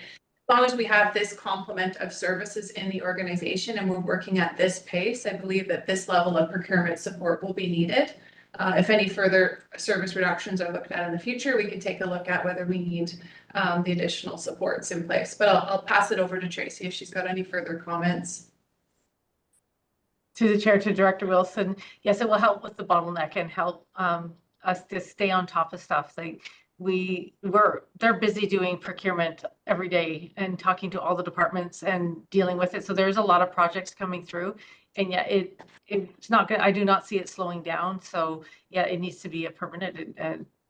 Like we've tried consultants and it's not always gone the right way. So in-house, then it's something that we can deal with. Thank you. All right, any more discussion on this item? Seeing none, I'll call the question. All those in favor? Any opposed? Director Callio and Director Istash opposed. Motion carries. Mr. Robbins has informed me the next two are 6s that reference the item being tabled. Do not need to be addressed here. Are they just accidentally in there, Mr. Robbins? Correct. They're just, yeah, they shouldn't be there. So we'll move to the next R6. Director Martin. Thank you, Chair. And I would move that the following 2025 service enhancement and capital asset investment requests be approved for function 20 or item 22, function 280, capital asset Stony Hill Regional Park Management Plan - additional funds. Moved by Director Markman, seconded by Director Nicholson. A discussion on the motion. Director Wilson, go ahead. Yeah, I'm just looking at the report for that, if I've got the right one here. There it is here. COTW report to board, and that comes up as, here's commuter transit. I'm looking for where it actually discusses what this additional funding is. Could somebody just advise what this additional funding is for, please? That is Mr. Mooney. I would pass it over to Mr. Mooney, and it would be a capital service enhancement form that was attached to at the committee meeting, but I'll pass it over to Mr. Mooney. Mr. Mooney, can you give us a reminder? Yes, thanks, Chair, through to Director Wilson. This is for a park management plan for Stony Hill Park. We did go to RFP early in 2024, but unfortunately the submissions were all over budget. And so we're looking for an additional 25,000 out of operating reserve to enable us to go back to market with confidence that we'll be able to move this project forward. Yeah, okay, and this is, I think this goes back to what I'm saying before, you know, with the amount of maintenance and planning that has to go into all regional parks, everything else that we've got here. They're not rising linearly. They're just going up like, I don't know. I'll leave it at that. Thank you. Any more speakers to this motion? Seeing none, I'll call the question. Oh, sorry, Director Nicholson, were you putting up your hand last minute? Yeah, I was. I have a quick question. So if we went out to tender almost a year ago, I guess, is $25,000 likely to be enough moving forward for this management plan? Mr. Mooney? Yes, thanks, Chair, through to the Director. Yes, that's my understanding, and speaking with staff, is that 25,000 should be added. Yeah, would be adequate to move this project forward. May I follow up? Yes. So I support this. A management plan for Stony Hill Regional Park is extraordinarily important. I wish it had been done a number of years ago before any development had started. This is a very fragile ecological park, and it is of tremendous importance to the Cowichan tribe. So I think it's well overdue. Thank you. Any more discussion? Director McClinton, go ahead. Do we have any, thank you, Chair, do we have any communication from Cowichan tribes?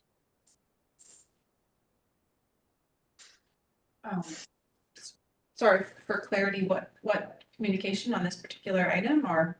You're looking for communication from tribes about the sensitivity of the Stony Hill lands?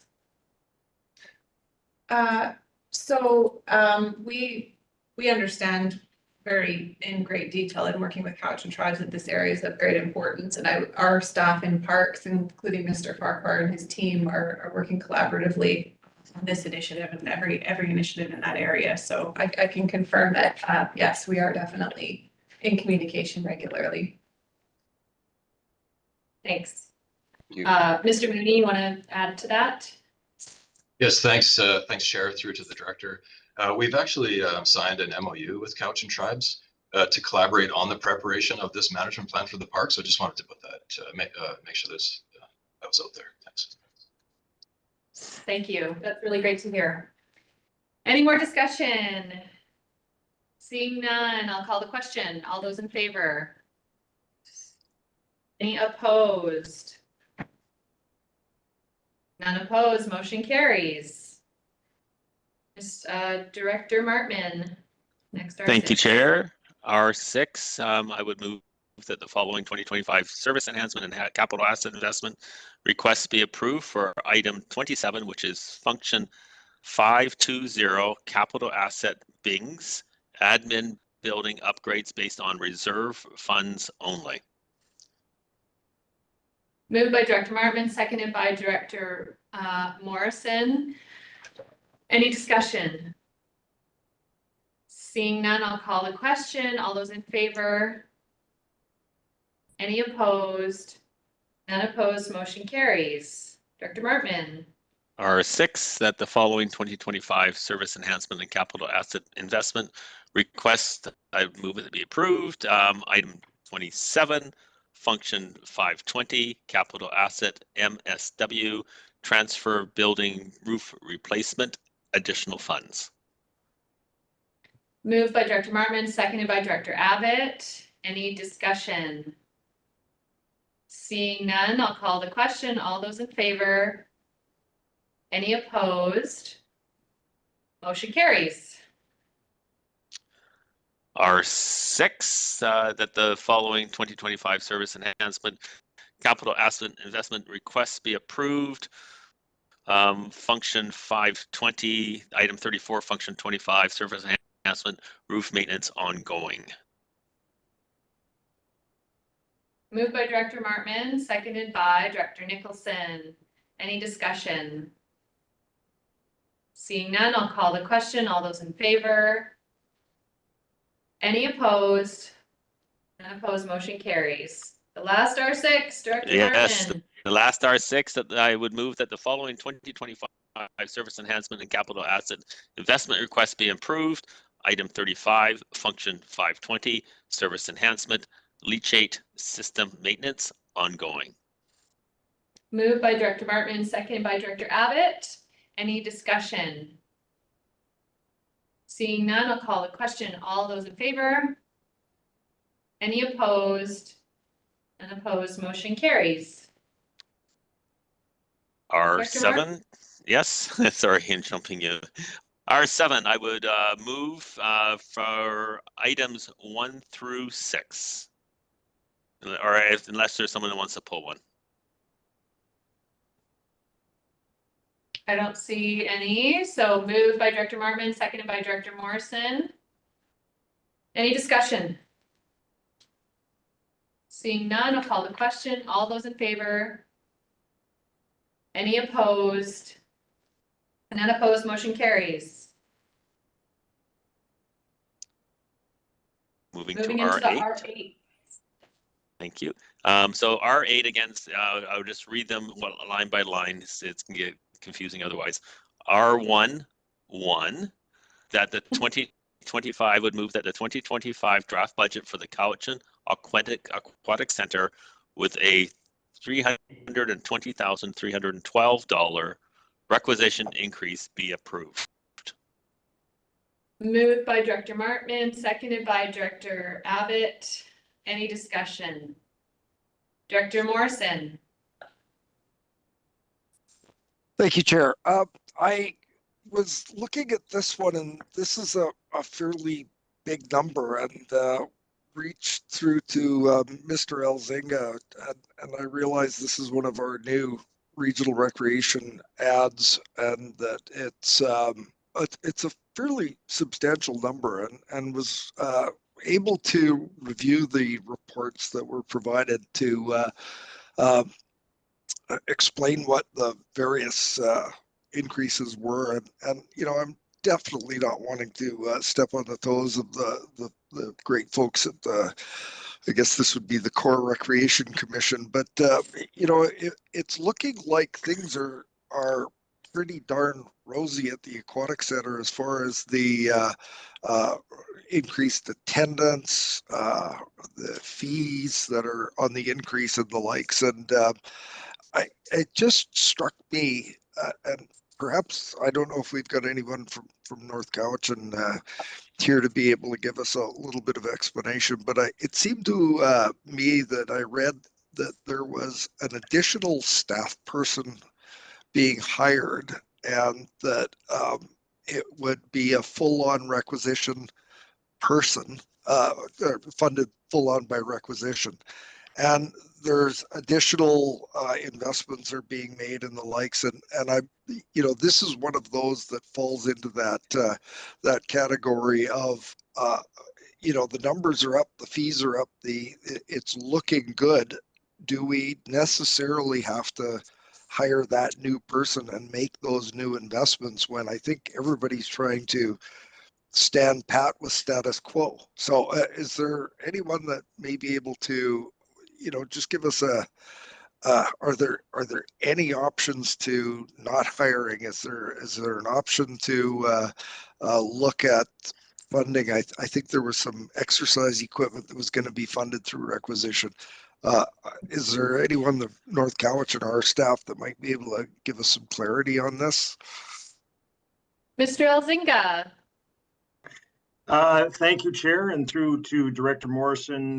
When he reached out to me with some questions around the Cowichan Aquatic Center, I reached out to North Cowichan staff.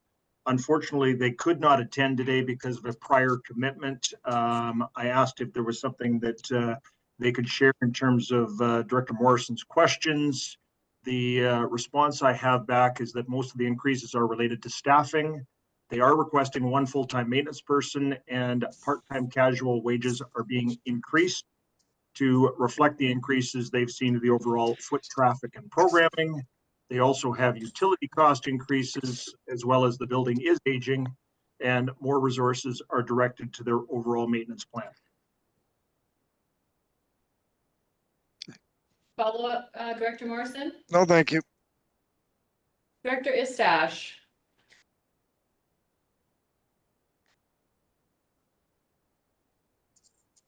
No? Okay. Any more discussion on this motion? Seeing none, I'll call the question. All those in favor? And opposed? None opposed. Motion carries. Director Martman. R8, and this one is R3, 1, that $25,000 of surplus operating reserve funds from decommissioning of the world's largest hockey stick be used to fund additional project costs for upgrading the James Street pylon sign. I would move that. Moved by Director Martman, seconded by Director Abbott. Any discussion? Seeing none, I'll call the question. All those in favor? Any opposed? None opposed. Back to Director Martman. I am just noticing the length of this. And I would love to entertain the idea if to open to the board, if there are items that anyone wants to pull in the rest of this committee report.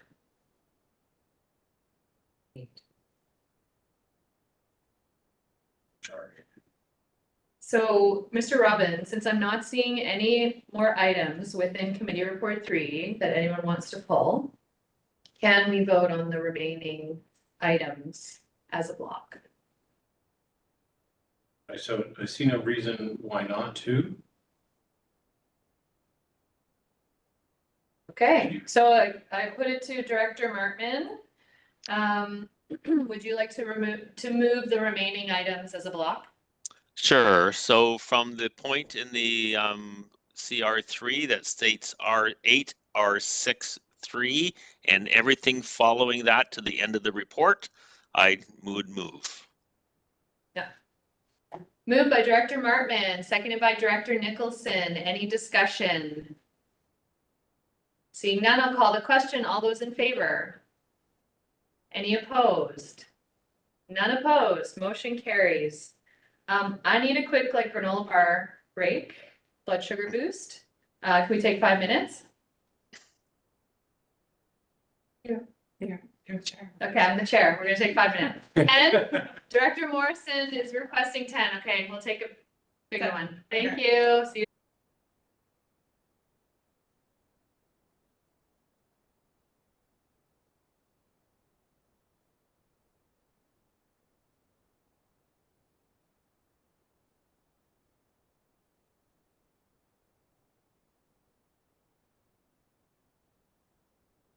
When it says, she said video pause, I was like, it sounded like Siri. Oh,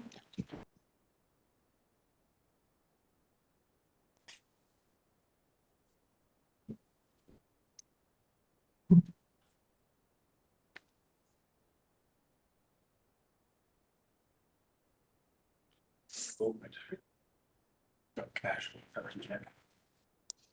Still buffering. Okay, still buffer. Thank you. Oh, we're almost back on. Sorry, we're muted. We are unmuted. We are unmuted. Put my phone away. We are live. Welcome back. Mr. Robbins. You're on to CR4, report recommendation of the Cowichan Core Recreation Commission report, January. Tabled item? Oh, sorry, we're gonna go back to the tabled item. Hold on, the tabled item, I thought was tabled until the end of committee reports. There's a motion to lift from the table at this point in time, or you want to wait? Tracy's ready with the numbers. Tracy's ready. Yeah. Okay. So, sorry, do we need a motion, or is this again just my ruling? We would have needed a motion at the beginning, but that was your ruling, so we suggested motion to lift from the table. Motion to lift from the table, the Parkland acquisition. Okay, moved by Director McGonigal, seconded by Director Istash. So, Ms. Bowen. Okay, through the chair to Director Acton to her questions regarding what would be left in the operating reserves after this year's purchase and transfers. So the operating reserves would have $6,900 in it, and the capital reserves would have 1.8 million in it. So both of those are less than what we just purchased the current land for.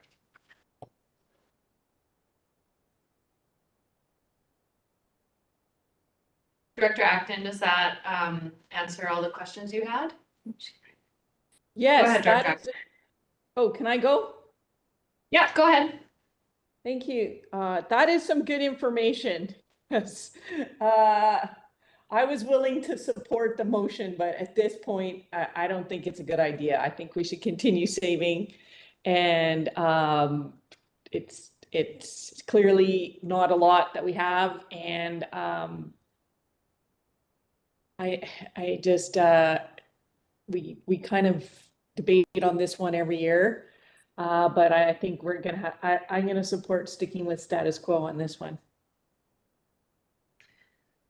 So I'm gonna start up a new speakers list. I have Markman, Wilson, Justice. I just wanted to let everybody know, and Clinton, I've been informed this would be a weighted vote, just so everyone knows and can mull that over. I will start with Director Markman. Go ahead. Thank you. And in the spirit of understanding the full sum of this, what would the amended motion impact be on requisition to, well, I'd like to say Area H, but I guess to the CVRD. Yes. Ms. Bowen, is that, it would reduce requisition, I believe, number one, decrease requisition by $458,000. Just confirm, Ms. Bowen. Yeah, yes, so through the chair to Director Martman, I'd have to do those calculations to see what that change would be for that particular on the cost per 100,000. Yeah, that's what I'm asking for, the cost per 100,000. Thanks. Okay, I will try and do that in the background. Keep in mind the proportionality of the investment income change she already provided as a marker for now as she does that calculation. Tracy, oh, right. Oh, she's off doing her math right now, but I'm here. Tracy, I'm here. I just mentioned to the directors that when you offered up the change based on the additional investment income that you had found, that's a good point in that that's kind of the proportionality that they'd be looking at for the size and magnitude of this change. Yes. As you do those calculations. Yeah. You remember what that was? How many dollars? I can look it up while she's. It was $1.44. Yeah. $1.44 per 100,000. Thank you. Okay. Director Wilson. I have a follow-up if I may. Sorry, Director Martman, you have a follow-up? Go ahead. Right. An observation, and I guess, and where I land with this, is that this conversation happens pretty much every year. And I think it comes out of, from my estimation, a anxiety around the budget and about we're not happy where we're landing, and therefore we're looking for a relief valve. And so this comes out to be sort of that last relief valve. And then we come down about, how important is it? Because to me, if we get to the point where we're using a relief valve, then we just haven't done our job well enough. Because a relief valve in this case, I look at as spending my grandchildren's future. And so it has to be a really, really strong case to say we need to push this relief valve. I felt that way in the pandemic, that we had a really strong case.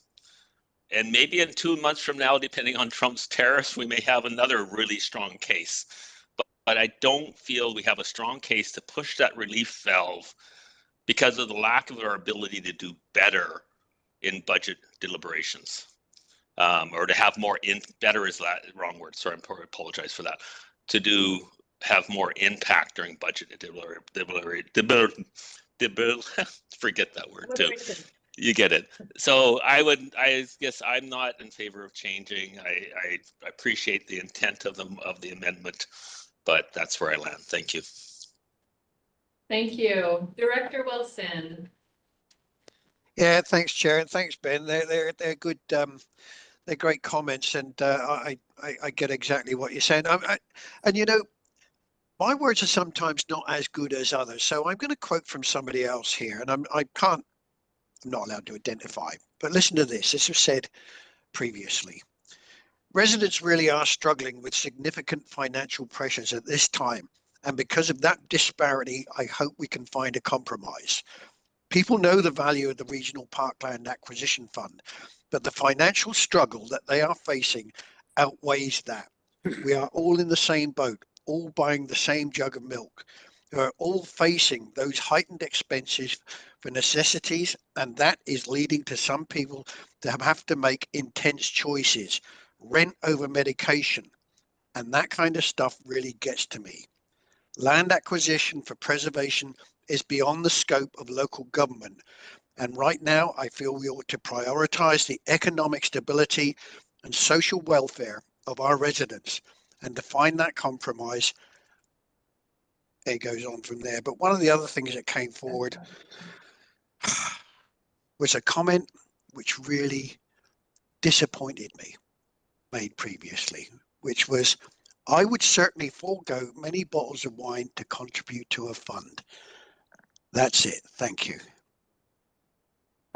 Thank you. I've been told that Ms. Bowen has figured out the calculation for the impact for 100,000.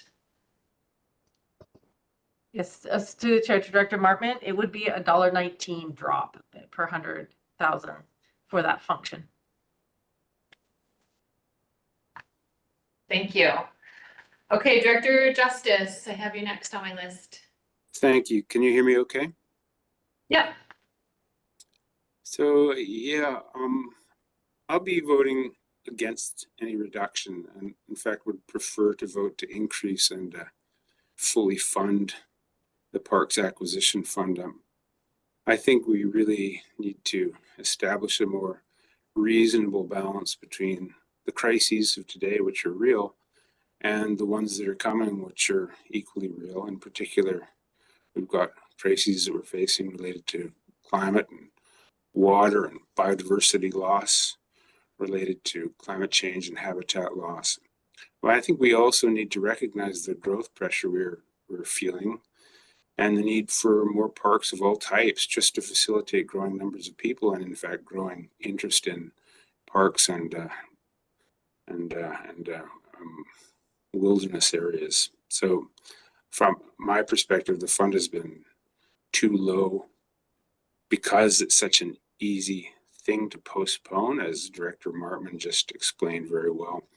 And since 2008, the same thing has happened. The tax increase feels too big, so the parks acquisition amount is either not raised or it's cut, always with the promise that next year we'll raise it again, but next year never comes, and each subsequent year presents similar challenges, and next year's going to be no better. So I think we should gird up our loins, as it were, and stick with it. Thank you. Director McClinton.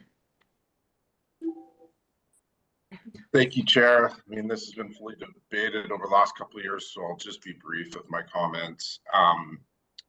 You know, this year is different. This is the final year regional rec is being phased in. We're again close to double-digit increase for some areas not. And I agree with Director Martman's comments that we should be looking harder at other areas, but that hasn't been the will of the board. I mean, this is a win for families. I have children and I have parents, so we're talking about grandchildren, and I mean, I'm better off than lots, and it's a grind with just 3 kids. So putting money, keeping money in the pockets of people who need it most. The less money you have, every dollar is, the marginal value of that dollar is increased. I think this is a no-brainer. Thank you. I have Director Morrison and then Douglas and then Acton. Thank you, Chair. Yeah, I got a couple things to say about this. It's debated every year.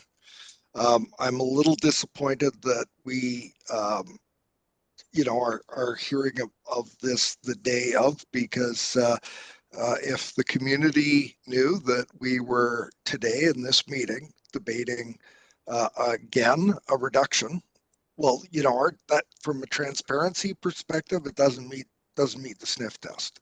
We would have people participating in public input. We know it would be some of the usual suspects and some new folks. This is a sacred trust that we hold, and you know, if the question is, you know, we don't have a land purchase in the hopper right now, and we're just putting money aside for when that purchase happens, exactly the purpose and principle of this fund is to ensure that we have the ability when that land purchase opportunity comes up. And I say land purchase, not park purchase, because it has become abundantly clear that we need to be looking at properties that are other than just parks and green spaces. They have great benefit for their ecosystem services and the like. I'm going to bring a little different perspective in here from a stability purpose or perspective, in that, yes, this is the third year of regional recreation. And you know that if there is a cut made, then we will have people at the doorstep saying, reinstitute the funding to previous levels, or as other directors have said, higher levels. Now, I'm absolutely comfortable with the level that it is at now and recommend that we stay there. Because if we cut it this year and respond to the community next year, what that's going to do in effect is create 4 years, each year of this term is going to come across as high increases to our tax, to the property tax. And I look at this, by defeating this motion and maintaining the status quo, we will fund regional recreation over the 3-year implementation. And I'm just going to take the moment to say, gee, I wish I wasn't alone when we voted, when I voted against doing it over 3 years. But now we can finish the 3 years of the implementation of regional recreation and not have a need to front load next year's, so that we end up having 4 years in a row of substantial increases to the property taxes. If we maintain the status quo this year, don't reduce it, go into next year, we can actually, in the 4th year of our term after the regional implementation has been taken care of, we can deliver a reasonable low single digits or low cost per 100,000 increase next year. If we reduce it this year and have to rebound to put it back to its this year or the previous year's level, we're building in increases for next year in this budget cycle. So I strongly urge you to defeat this motion and stick with the status quo on this one. And I'll leave it there. Thanks. Thank you. Director Douglas. Yeah, thank you, Chair. And I'm sorry to have missed some of the previous debate on this item. In my view, part of our role here as a board is not just to plan for the current year, but to look at the long term as well. And as we continue to face growing pressure, further growth and development pressure in the region, there's going to be more and more of a demand for parkland for recreational use. And there's also going to be more of a need to protect land for the biodiversity values and the ecosystem services as well. The more we put off acquiring this land, which we would effectively be doing by cutting our contribution to the Parkland Acquisition Fund, the more expensive it's going to become and harder for us to eventually purchase. So for those reasons, I will be voting against the amendment to reduce the contribution to the Parkland Acquisition Fund, and would suggest that we maintain the status quo.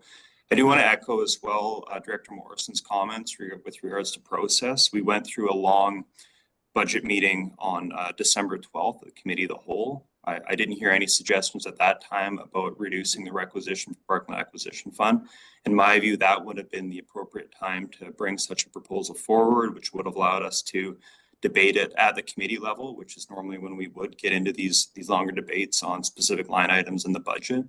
And it would have provided the public, as Director Morrison noted, an opportunity to comment on the direction provided by the committee at this meeting here today. But as it stands, I mean, I wasn't aware that this was going to be brought forward today, and I doubt many members of the public were aware as well. Thank you. Director Acton, McGonigal, and then Deck. You're okay, Director Acton? Okay, Director McGonigal. Thank you, Chair. I appreciate all the comments coming forward. We are a very diverse group with differing views on the impacts of how we move forward in requisitions. For regional recreation to be implemented in 1 year would have seen significant increases to regions that are very unsustainable.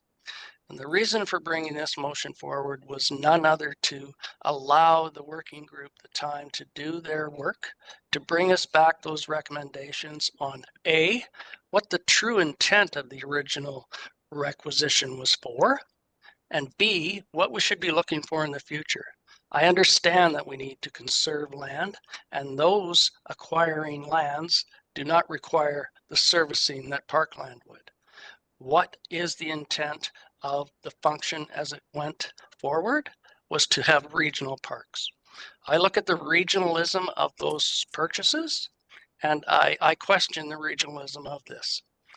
When we look at how they are allocated throughout the CBRD, there are significant disparities. And there are others that have come forward that would have been utilized for preservation that were not endorsed by previous boards in a conservation manner. So my intent was just to await what was coming forward from the working group and move forward from there. I appreciate everyone's views, but we can bring forward another motion to look at a $10,000 requisition if you wish, but that will have zero impact on the budget. Thank you. Director Deck.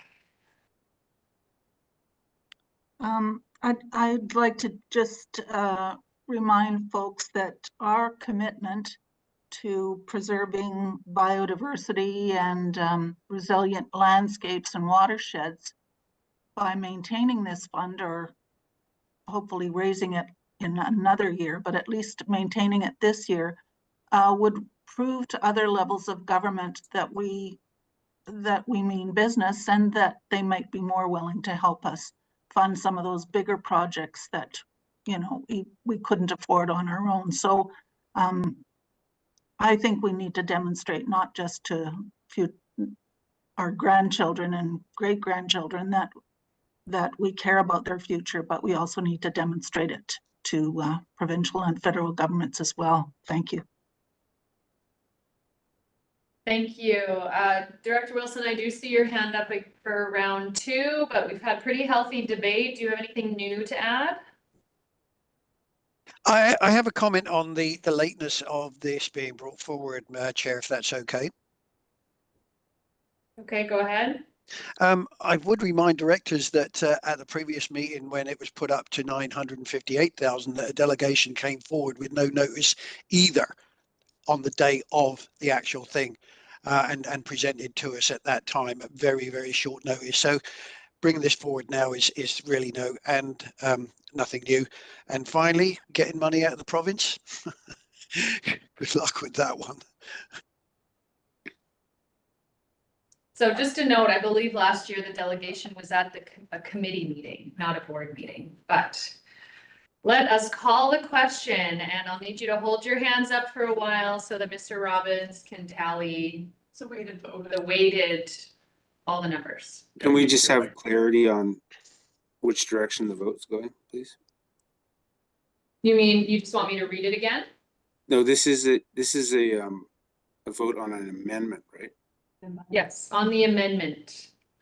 The amendment to reduce. Thank you. Yeah, I think you should read it again. Okay, I'll read it again. So the amendment is that it be recommended to the board that the 2025 draft budget for function 285 regional parkland acquisition be changed by 1, decrease requisition by $458,000, and 2, decrease transfer to capital reserve by $458,000. We're all clear? I'll call the question. All those in favor, put your hands up. Can I have somebody call out the name? Yeah, I'll call the names. That'd be awesome. So I see Director Wilson in favor, Director McGonigal. One moment. We need to put this in. McClinton. Alphabetical. So we have Wilson, McClinton. McGonigal. That's all I see. Justice is not on the screen. Justice screen, camera is not on. Director Justice, are you there? Yeah, I'm seeing my screen is on, so I don't know what's going on. Oh, What is, he's not, doesn't have to have it by Zoom? Are you voting in favor? I'm voting opposed. Yeah, thank you. So motion fails.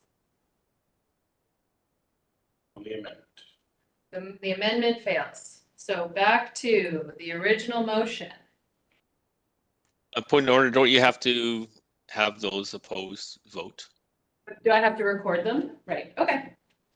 So those opposed. Morrison. Can you still not see me? We still can't see you, but we heard you're voting opposed. Justice opposed. Martman. Pistache. Douglas. Nicholson. Abbott. Deck. Duncan. Acton. Mackay. Callio.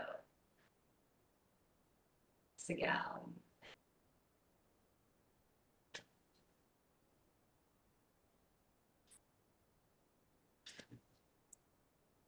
I've recorded everybody. Thank you. Thank you. The amendment fails. Back to the original motion, which was that the following 2025 draft budget be approved. Function 285, Regional Parkland Acquisition. Any discussion on this motion? Once again, a weighted vote. All those in favor? We have Martman, Morrison. Really slow here because of that. Yeah. For it? Martman. Four. Martman, Martman. Morrison. Douglas. One moment.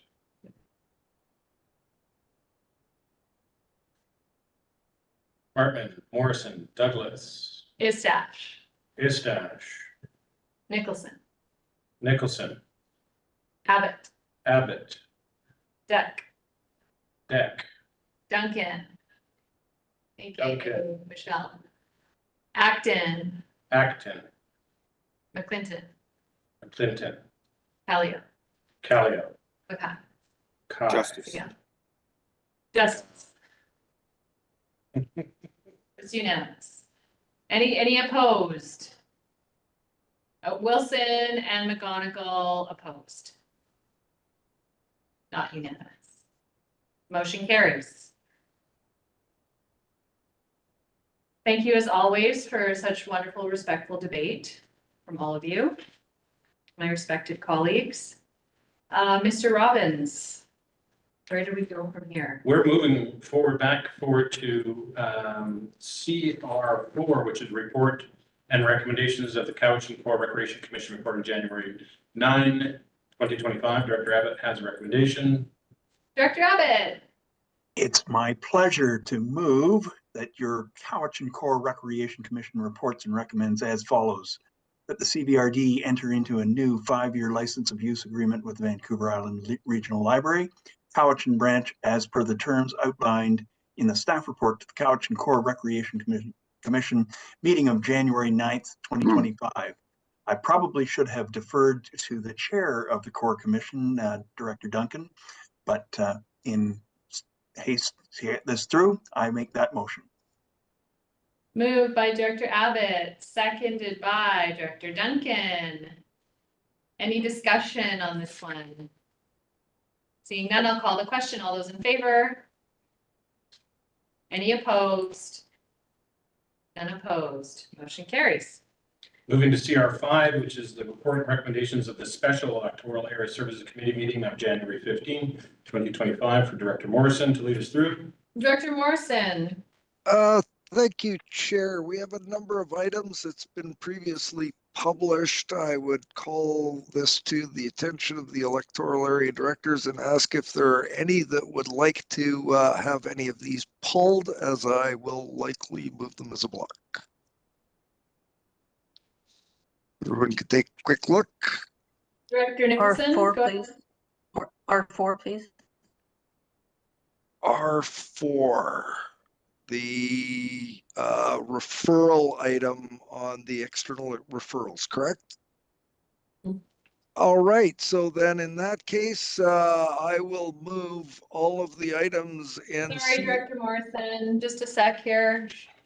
That's your question? This was on here.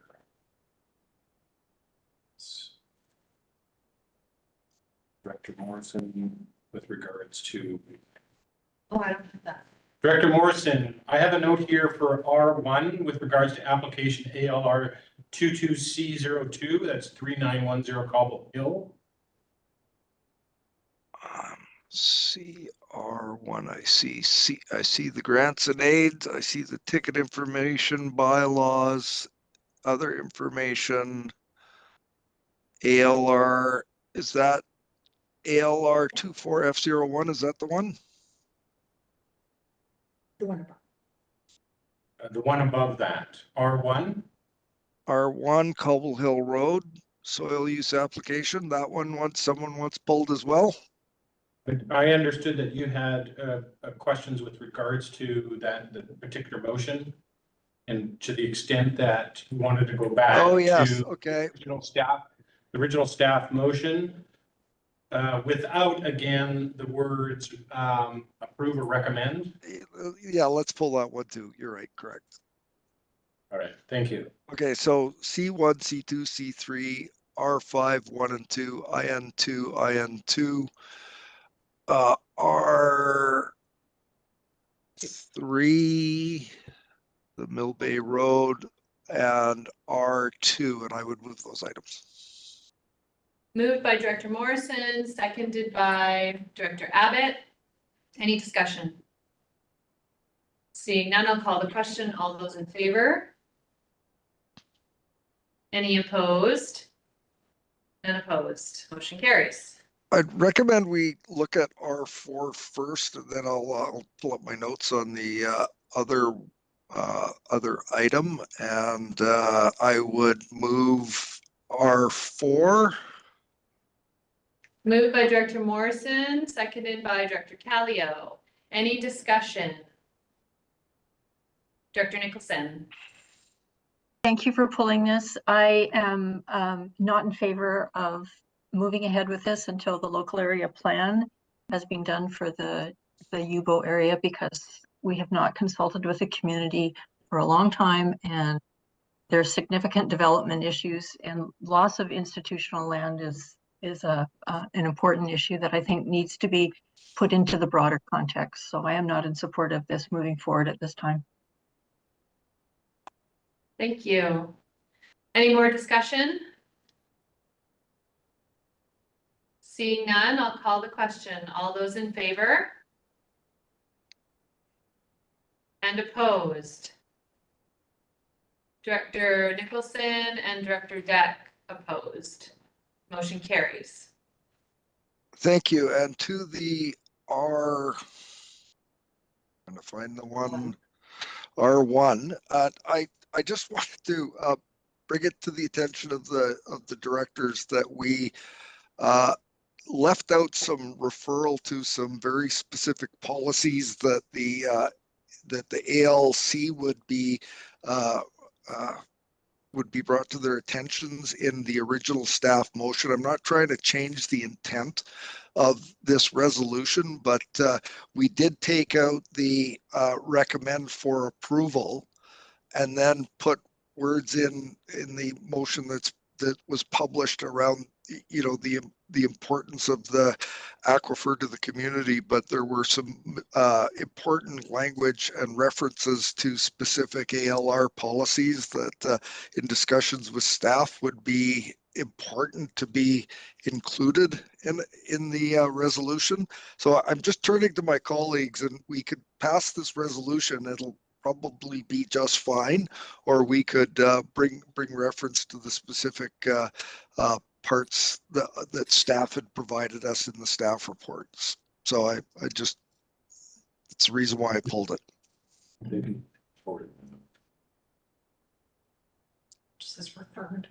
Yeah. Director McClinton. I'd like to hear the language and likely move that. Mr. Robbins, you can read that. So this is the original motion that was presented in EASC. Without the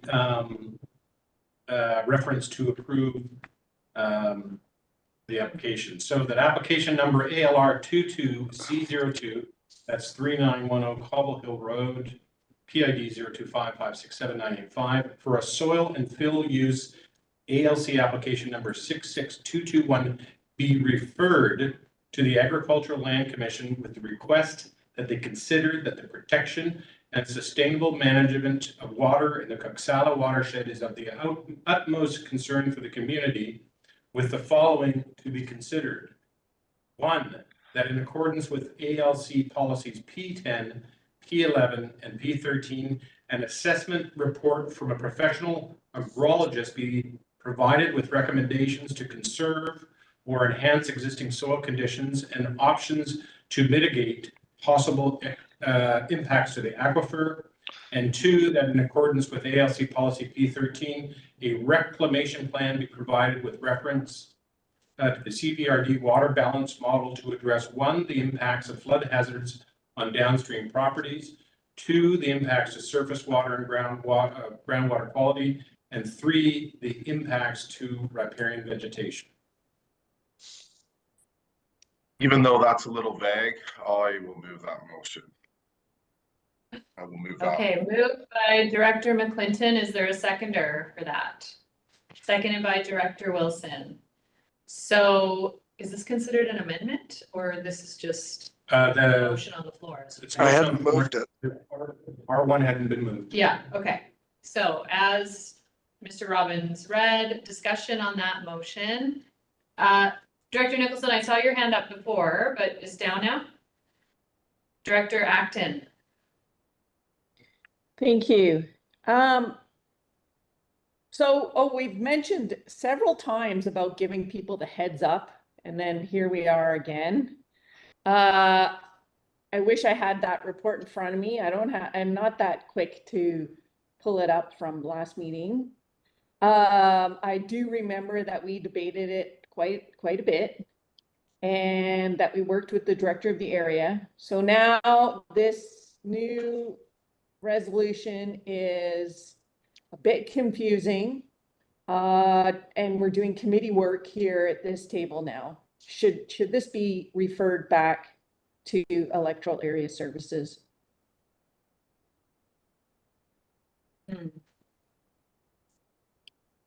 Are you, Director Acton, are you making a referral motion?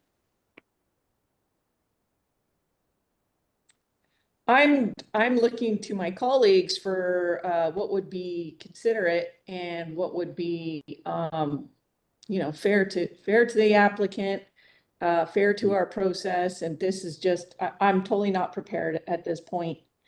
I do remember this application, but now that we've changed the motion, it's not even quite a simple motion. It's quite extensive. So I have not gone back to look at those points of what they all mean for a motion that we didn't even pass. So I look to the director of the area if he would like a referral motion.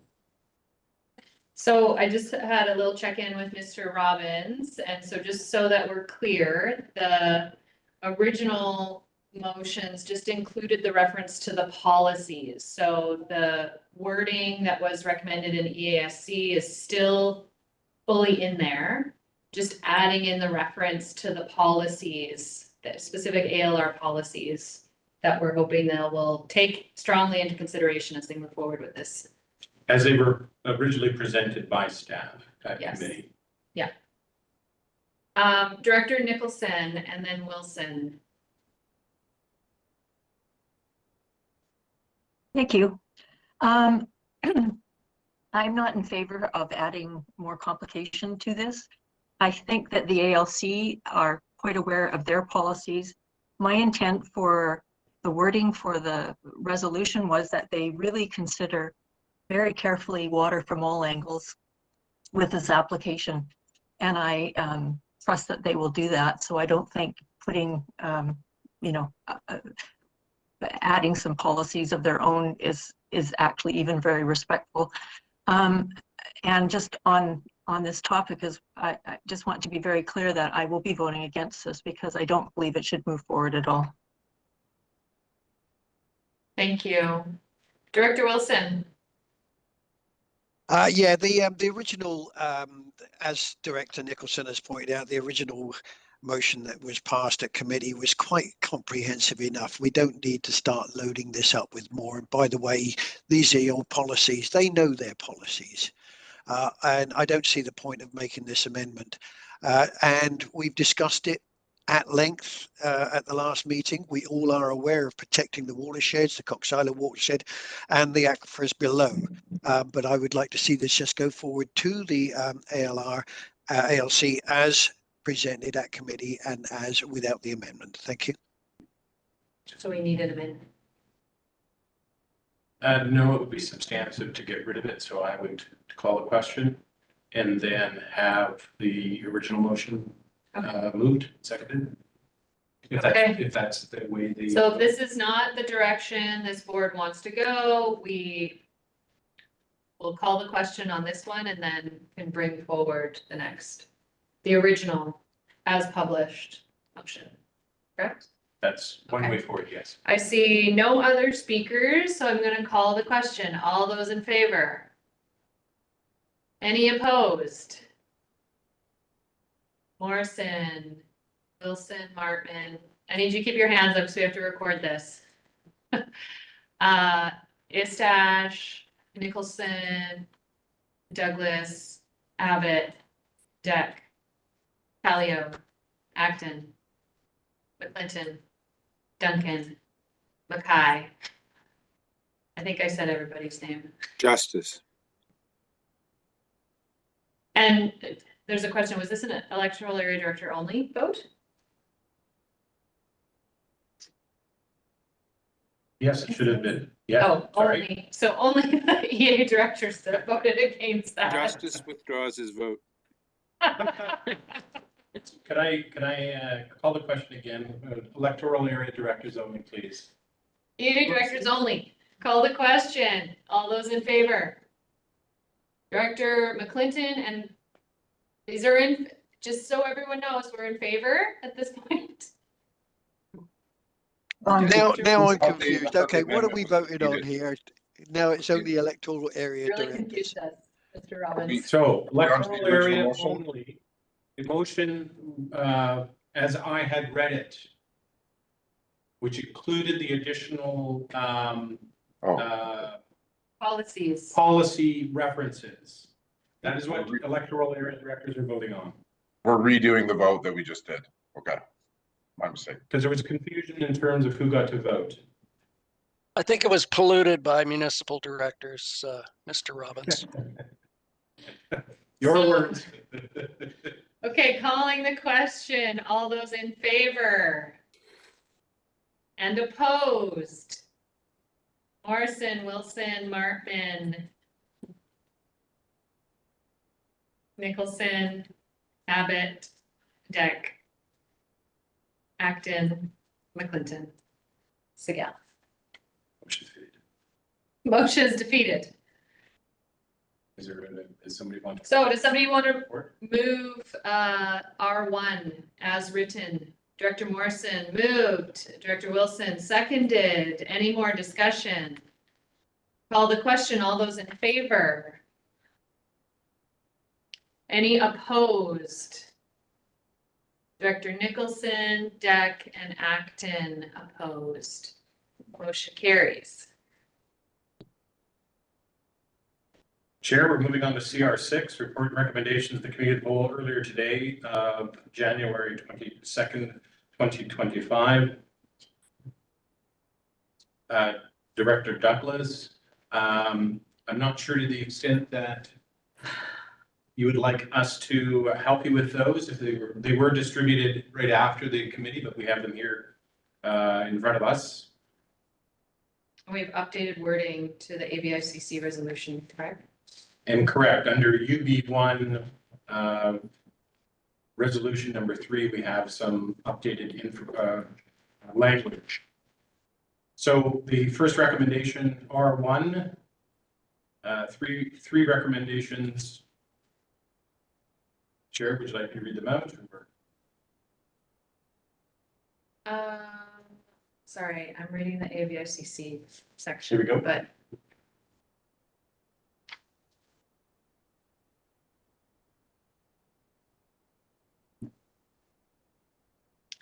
okay, so sorry, is Director Douglas here? He has a copy of this. He has a copy. I do. Director Douglas, do you want to take this report? Sure. I'm wondering if, so has the board all seen then the revised wording for resolution 2? No. We need to read it. We We'll need to read it. read it. I wonder if I could start with resolutions 1 and 3 and then 2? Yes. Or I could read it out, and if someone wants to pull 2, then we could debate that separately. Does that work for everyone? Does that work for you, So do Chair? we want to deal with R4 first? Oh, good I Lord. suggest you start with R4, which was resolutions earlier today with regards to emergency management and partnership with our municipalities. Madam Chair, I don't have the resolutions. Like I still have the old agenda here. Perhaps it makes more sense for Mr. Robbins to read it out. R4, number 1, that the 2025 Cowichan Emergency Management Local Authority Agreement between the Cowichan Valley Regional District, Corporation of the District of North Cowichan, City of Duncan, Town of Ladysmith, and the Town of Lake Cowichan be approved. 2, that the Chair and Corporate Officer be authorized to sign the 2025 Cowichan Emergency Management Local Authority Agreement. And 3, that once the Chair and Corporate Officer have signed the 2025 Cowichan Emergency Management Local Authority Agreement, it should be forwarded to the member municipalities for signature.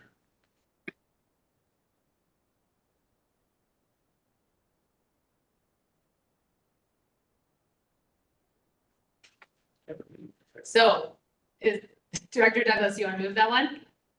I'll move it. Move, seconded by Director Morrison. Any discussion? All those in favor? Any opposed? None opposed, motion carries. And Chair, may I suggest then that you deal with UB1, Resolution 1, and then Resolution 2, and then we'll read out Resolution 3. I'm just a bit confused because we have 1 AVICC Resolution 1, 2 AVICC Resolution 3. I just have the report. This might be a little easier to read. And I have a note of C email. I just don't have an email for number 3. Does everyone else have an email for number 3? I have 3 here for you. But does everybody else have that? So it was referred to staff. Yeah. And so this is a Oh, revised. we're not getting as an email, we're just reading it. Yeah, so Okay. our staff have considered, there was, as you recall, I believe it was Director Nicholson had proposed an Yeah. amended wording. So instead of that passing, it was referred to staff to consider the amended language, the original language, and come up with a revised. Yeah, and that's what you have in front of you, yeah. Okay, so we can deal with Resolution 1 and Resolution 3 first, because we didn't discuss that one at all. That seemed good with the committee. Do I have a mover for the AVICC Resolution 1 and 3? Right? You okay with me saying it that way? Sure. Yep. Sorry, I wasn't looking at the screen. Director Deck moves it, seconded by Director Nicholson. Thank you. Any discussion? I'll call the question. All those in favor? Any opposed? None opposed.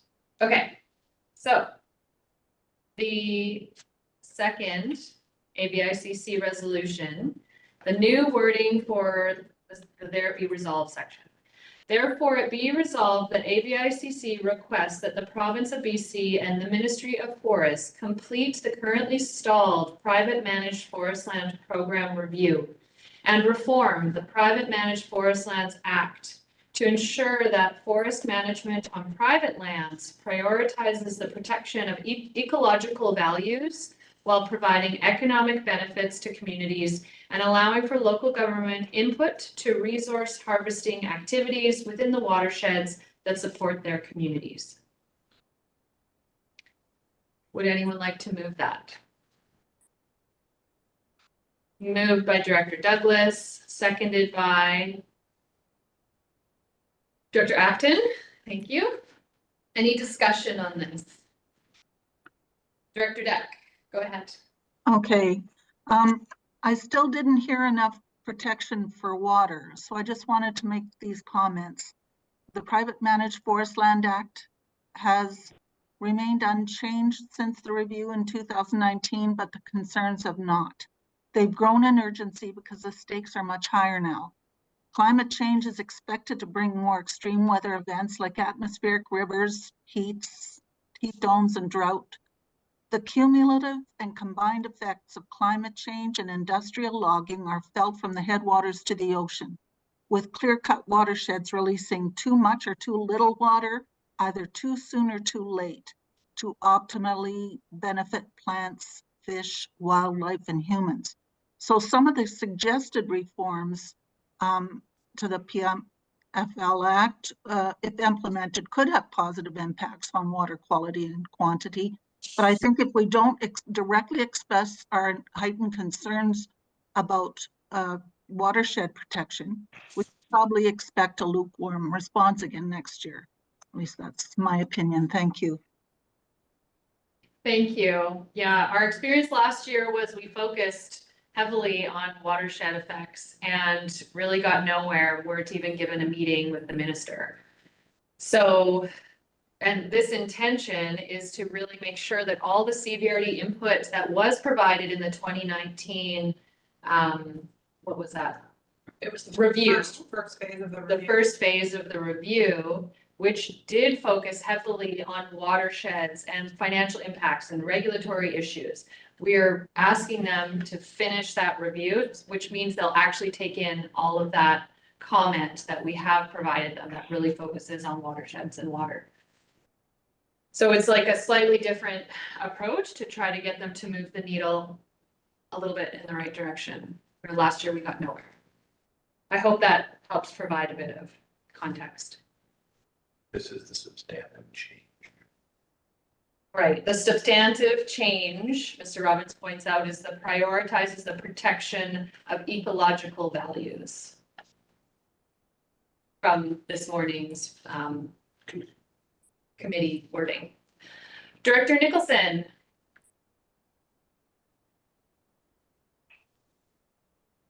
Thank you. Yes, I concur with Director Deck. And I don't think that last year was a waste of time, or, you know, I think we were looking at an election period and things, the timing just wasn't great to get people's attention. But I do share Director McClinton's notion that the province is probably very unlikely to want to open up the Private Managed Forest Land Act at this time because they are feeling significant economic issues, and they may get worse as we move forward through this year. So from my perspective, it is really important to send an extremely strong message to them that water is a real concern for us moving forward. And unless we turn things around with the regulations, then, you know, things are going to get really dire and way more expensive for people in our communities. So I would like to have it strengthened on the waterfront.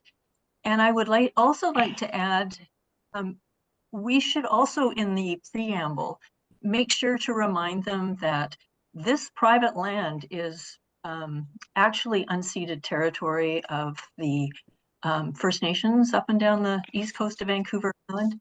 And, you know, it's important to remember that when they think about this issue.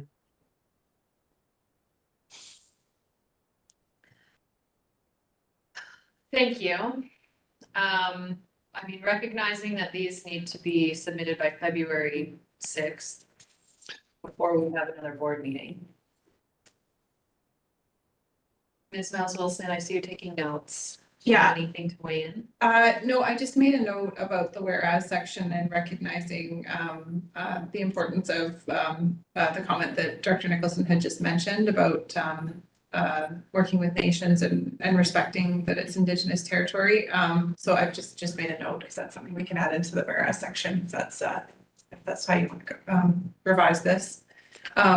We can tinker with the wording a lot. I just want to remind again, we're going to be writing a 3 to 5 page backgrounder, which will elaborate on this very brief recommended resolution. There's also a process where we submit, and they may require changes when they look at what else is submitted by other communities in the coastal area. Then we may actually be collaborating with others on joint resolutions. So there's a bit of a process that begins once we submit. So just to remind you of that context. Right, so it's important to get something in there, and it may change. Okay, I see a flurry of hands has popped up. Director Morrison, McGonigal, and then Martman.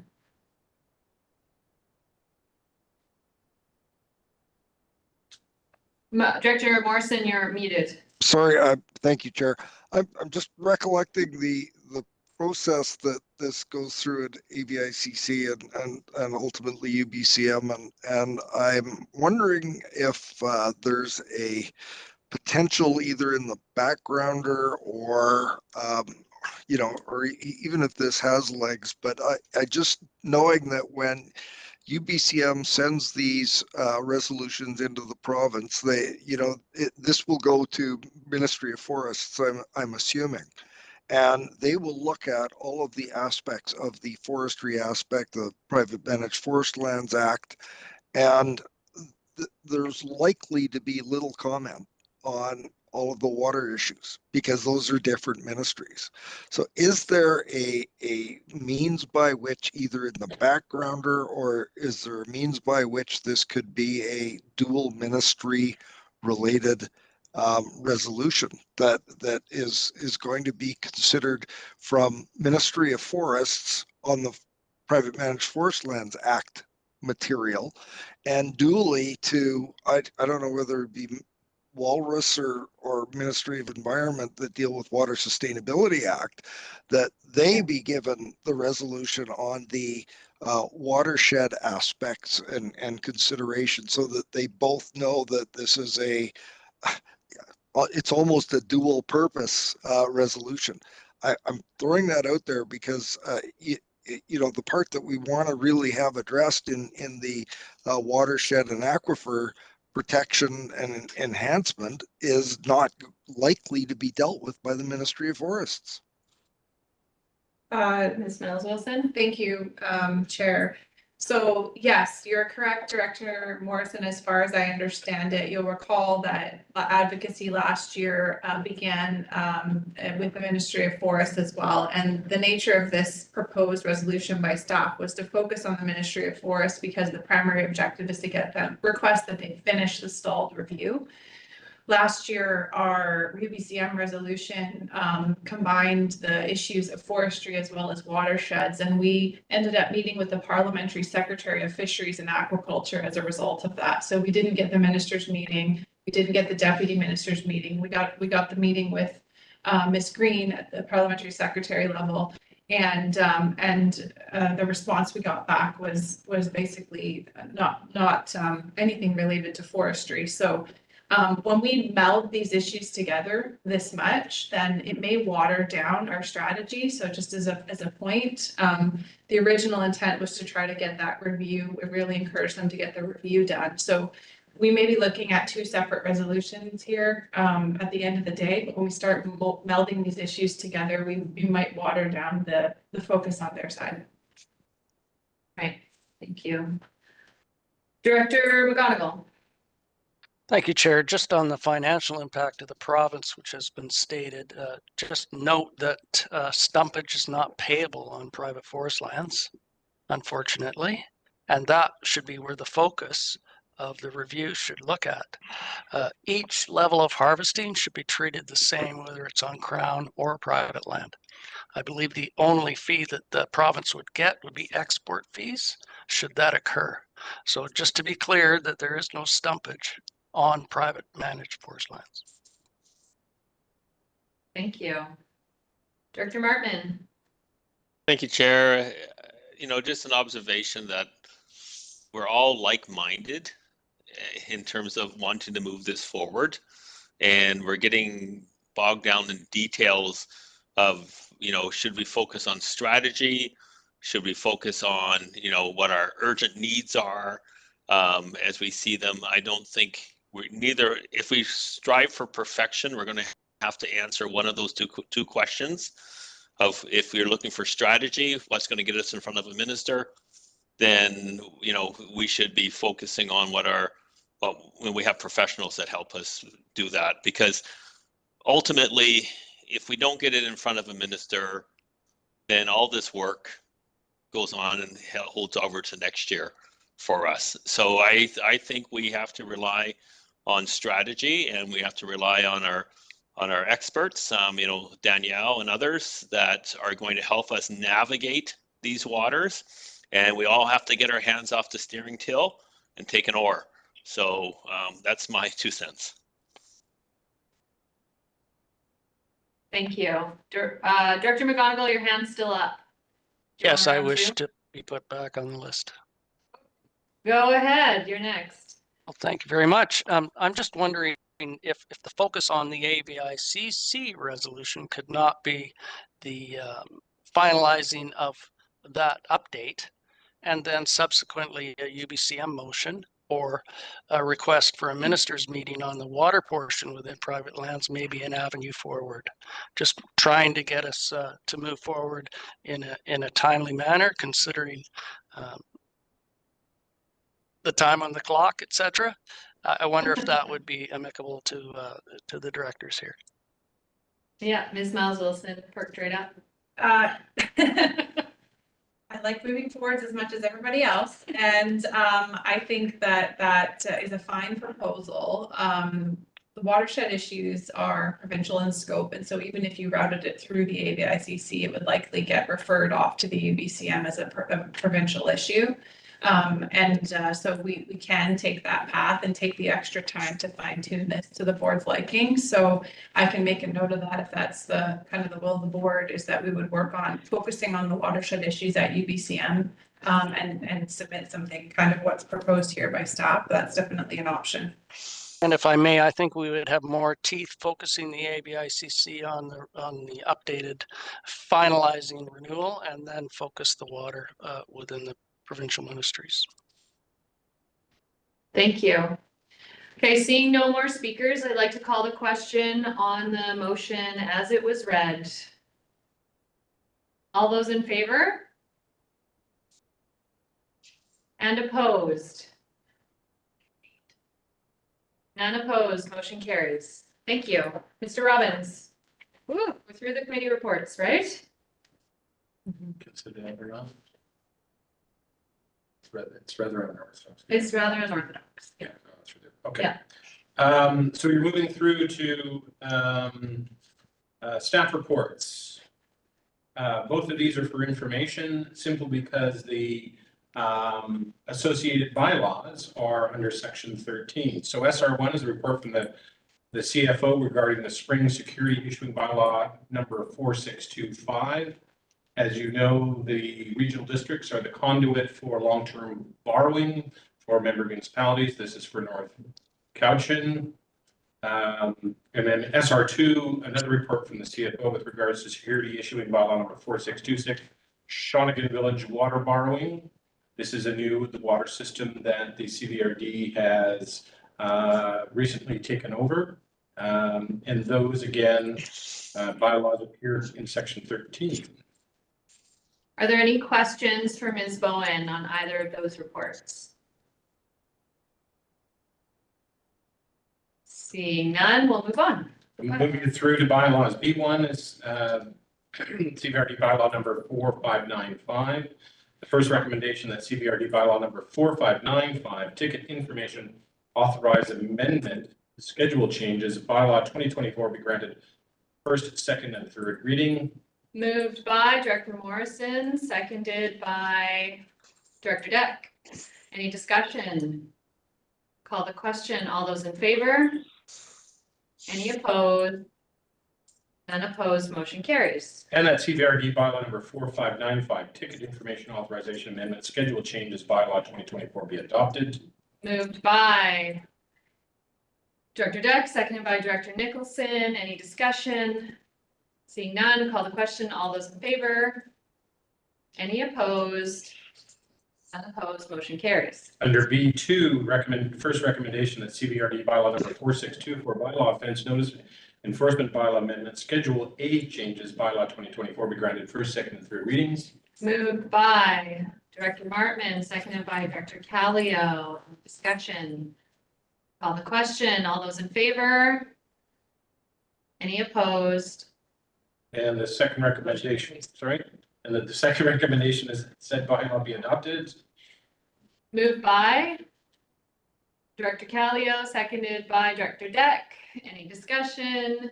All those in favor? Any opposed? The bylaw under B. Carries. It's almost like there's a delay in our room. Right beside each other. Under B3, CVRD bylaw 4265, which is the subject of staff report SR1.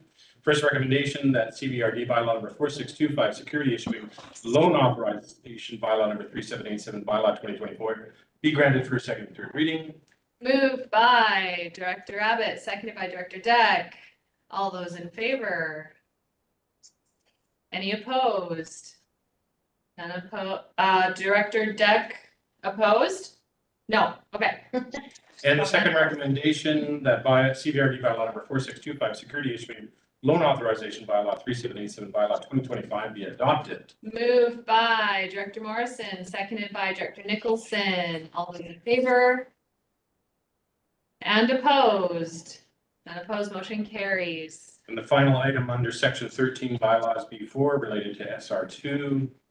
The first recommendation that CVRD bylaw 4626, security issuing loan authorization bylaw 4567, bylaw 2025 be granted first, second, and third reading. Moved by Director Callio, seconded by Director Martman.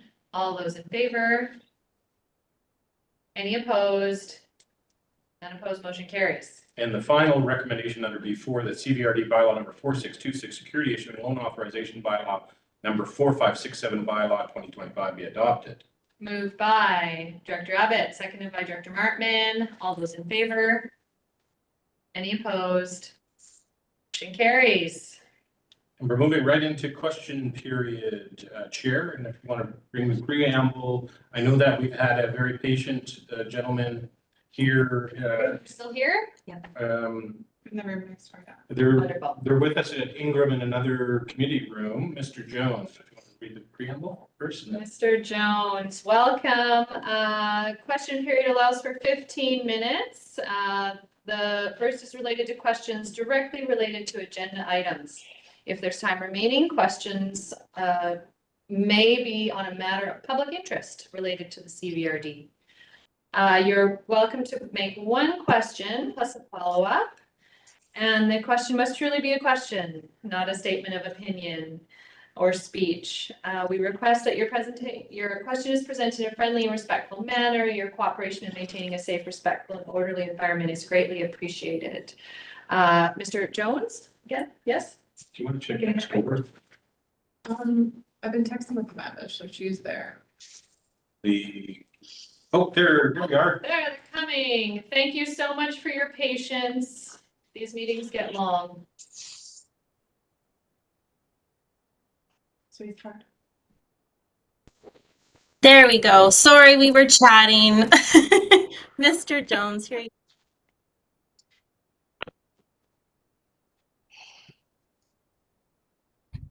Thank you very much for moving me up on the agenda. I have to be in bed by 7:30, and we're cutting it really fine here. Just a comment. You haven't received a petition from us yet, but it's on its way from Area C, and I'm just going to read from the text of it, if you don't mind, and ask you a quick question. Sure, go ahead. Sorry? Go ahead. Given that the petition you've received from electoral area C asks that the board take seriously a review of discretionary line items in the budget and challenge you to reach a level of comfort whereby you can inform constituents like myself that there are no remaining categories or line items where expenditures can responsibly be reduced to thereby lessen the tax burden on the citizen. And the question that comes behind that is, we need to understand as constituents how close or far you feel you are from reaching that level of comfort. And I think we just talked about it here a second ago. The transparency to the constituents, I think, is a big item. The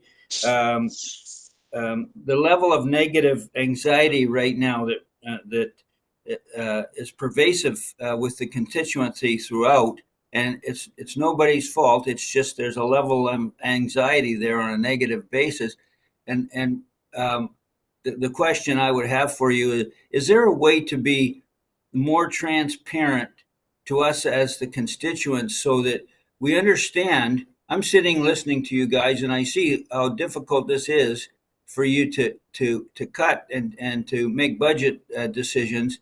And is there a way to inform us of that and take us away from the apathy that's out there to where people understand exactly what it is that you're trying to achieve and how hard you're working at it? And that was my question, and I'll leave you with that, and very much appreciate the fact that you moved me way up in the queue because I need a bathroom break myself. Thank you. Well, thank you so much for sticking around and waiting through our long meetings. Appreciate it. It's a great question, and I would say that, you know, at the end of all of this, we'll have a press release with everything that we've done within this budget. I can assure you that, you know, all the directors around the table are just as shocked at what kind of budgets we're looking at as you are. We gave direction at the beginning of this process to maintain the current level of service and dig deep to find as many efficiencies as possible. And I can assure you staff have really dug deep to find those efficiencies. But we are just as floored as you are at the increased costs that we're facing. And so we as a board are also really digging deep to try to find out where that comfort level is on how we can move forward. Oh, you're muted. Amanda, unmute. I'm unmuting. I don't know how that happened. Sorry, did you get that? No, say it again. Oh, that's a great explanation, and that's an explanation that in some form could come to us with respect to what you're accomplishing here. You go a long way to have people who don't really understand what's going on. All they know is the increases year over year over year. They don't understand the reasoning behind it and the rationale behind it. And if they did, maybe it would make a huge difference. I know you can't get to everybody, but some of the people that do pay attention would appreciate that.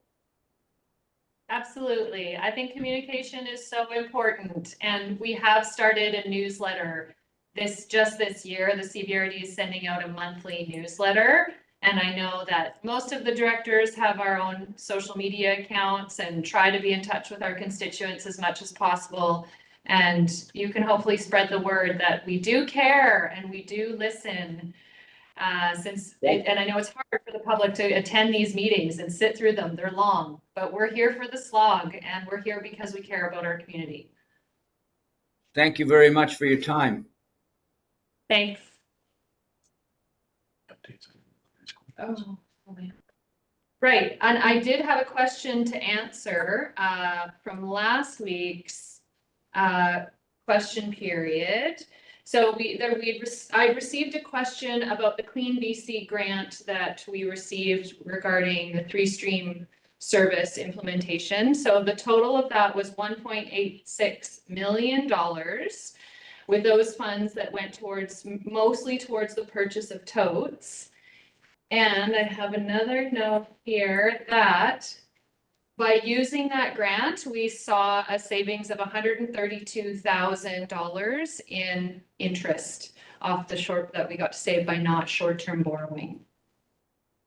I also provided, the people that came to question period last week with an email and some links for those that are interested in more information about the history and the current rollout of 3Stream. I highly recommend that you go to the Plan Your Cowichan website and, set aside some time. There's definitely a lot of information there, but understanding how the solid waste management plan came to be, reviewing, there's a citizens document on that solid waste management plan, as well as documents that summarize the public consultation that has led us to this point of implementing this 3Stream service, are very informative. So I'd encourage members of the public interested to go to planyourcowichan.ca and look for that there.